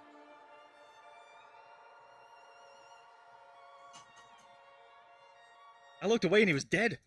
He exploded. It was definitely a fast one. There's no doubt about that. So each time Nubcakes has taken a little bit of a break before he gets back into it. You know, he's been thinking about it. He's been trying to figure out whether he needs to adapt, how to do so. If the opponent needs to adapt, how might the opponent do so? He's been thinking about this a lot. Now, after having seen that buzzsaw that he just got hit by, the question is, what do you do? Because, again, he has had these moments of, yeah, he's a little bit more grounded. As he started out that game was started out that way. And he's also had series where he tries to go up into the sky. Well, that's how the second round was. And he got air throw KB. So it's like he tried kind of the two styles that we've seen from him, and they both got shut down. Sometimes that's the way she goes, you know. Your opponent has the right read, has the right reaction. In that case, that air throw has been a difference maker, just to give him something to think about, where it forces him to go to that grounded game right. And now Nubcakes has to tell himself, does he stop leaping? Because AVirk can make the counter mental move, right, and be like, okay, he's not going to leap as much, and he can go for a more offensive grounded game as well. As kind of a pre-adaptation. Nubcake said before this top 8 started, all I'm asking of myself is to have fun, play my best, and create sweat. Again, I really think he's done that, right? He's showing that for sure. Here he is in the second set of Grand Finals. Super great stuff from him. I'm going to call it like it is. He does that at the character select screen. So mission accomplished. Absolutely. And Virk said he feels good about his chances, and you can absolutely see that as well. So now the question is, what's the style choice for Nub? It did work, but he didn't believe in it. That may have been the first time that he didn't as well off of coming off the resources. And not a great start here. Showing AVirk that you're a little bit shaky early on, and now he's got the health deficit to deal with. Whew. I feel like that fist went so far. But it's Virk's turn again. Beautiful flawless block. Had the right amount of resources for it. Ooh, wait a second. Not gonna go in the fatal blow. Was looking for the reset. Thought that AVirk was gonna be pressing buttons, and the push back to the edge of planet Earth. Oh, can you believe the stand block that we just saw out of Virk? First of all, Nubcakes unfortunately not getting a couple of hit confirm opportunities. Then Virk with the defense of a god, and Virk just like that's at match point, tournament point. That was a ridiculous block. Oh my. And got the punish, so AVirk was ready to have that block loaded. And look at this, huge health lead already on match point. AVirk is trying to do this now. Uh-oh. Virk's gonna make him pay. Nub's in big trouble. No bar. Offense, defense, neither one. It's Virk's turn. Nubcakes has one more read to make right now. Oh, the throw, gonna put him on life alert. Bars here for AVirk. He can do a little bit of chip damage, keep it safe as well with the teleport cancel. Got a couple of them to play with. This is a hard to win scenario for Nubcakes. Only a true real master can make this comeback happen. And it's gonna start here's with the beginning victory. of it. Yeah, it's gonna be Half-Life just like this. But he is on the ropes for sure. Patience out of Virk. He knows all he needs is just another hit. Ooh, the duck. Of course it's gonna come down to a micro duck from AVirk. Been doing it all tournament long. The comeback has happened. Vengeance is Scorpions tonight. Virk said in the chat that he was feeling a little bit rusty before this began. But I'll tell you, he looks great right there in those final 2 sets, and especially, I'd say, those final 2 games. Extremely strong stuff from him. He is a fantastic player. There's no doubt about it. Up there in Calgary, Canada, looking really, really good. Taking in this thing. He came into this weekend with 16 points. So just on the cusp, on the bubble of where you need to be. Now he'll be good, right? Now he's pretty deep into that. Yeah, he's in single digits for sure at this point. Yeah, that may have jumped him up almost into top 8, if not in top 8 in points, because a lot of people above him were also in this top 8 and generated some points this week, which is really cool to see on the west side of things. That a lot of these guys that made top 8 this week are in a good position to make that finale. Pretty much every single one of them. Well, it was very cool because on the one hand, we had a lot of people both in the East and here in the West who are high in points, but we also had some, especially in the West, who were in the top 8 for the first time. So it was very cool to watch on that side of things. I really enjoyed that. But yeah, you got to say Virk really came in looking very strong. Beat the person who sent him 2 losers, which was Nubcakes, twice. And that's rare. Almost never happens, but he did. Good work. Good work right there for Virk. So the results ultimately are Virk first, Nubcakes second. You got Plus at third, DJT at fourth, then STG JChan, PerfectShinigami at fifth. Seventh places were Unfazed Moses and Lankyness. And what a great display of characters as well on both West and East here tonight. We had Raiden in both top 8s. We got to see some Melina. We got to see a lot of this low tier action. I love it. We also got to see these top tiers on display, but I thought it was amazing. A lot of newcomers to top 8, a couple of young guns versus OGs on both sides of the North America continent here. We also had a lot of goons on the East Coast making it for the first time in the top 8. That was really cool to see. Also, shouts to them when they got that godlike artwork done of like all 50 of them. I don't know if you guys saw that on Twitter, but it was incredible. It was awesome. My name's Darth Arma now. Oh, let's go. Yeah. Thanks a lot, Miguel. I appreciate you showing up, of course. I know it's busy with the family life these days. Yeah, I got the kid I got to go deal with, so I got Well, thanks, of course, to PlayStation 4, PS4 tournaments that they have going on out there. Always a lot of great stuff that you can find out for yourself. They are presenting the MK11 Pro Competition. Of course, weekly competitions for all skill levels. You can compete against friends. You can compete against rivals. You can visit the PlayStation 4 Competition Center. In fact, at compete.playstation.com, sign in with your PSN ID. That's where you can find content giving you an inside look at how top players play, tips, tricks for players of all skill levels. Please check it out.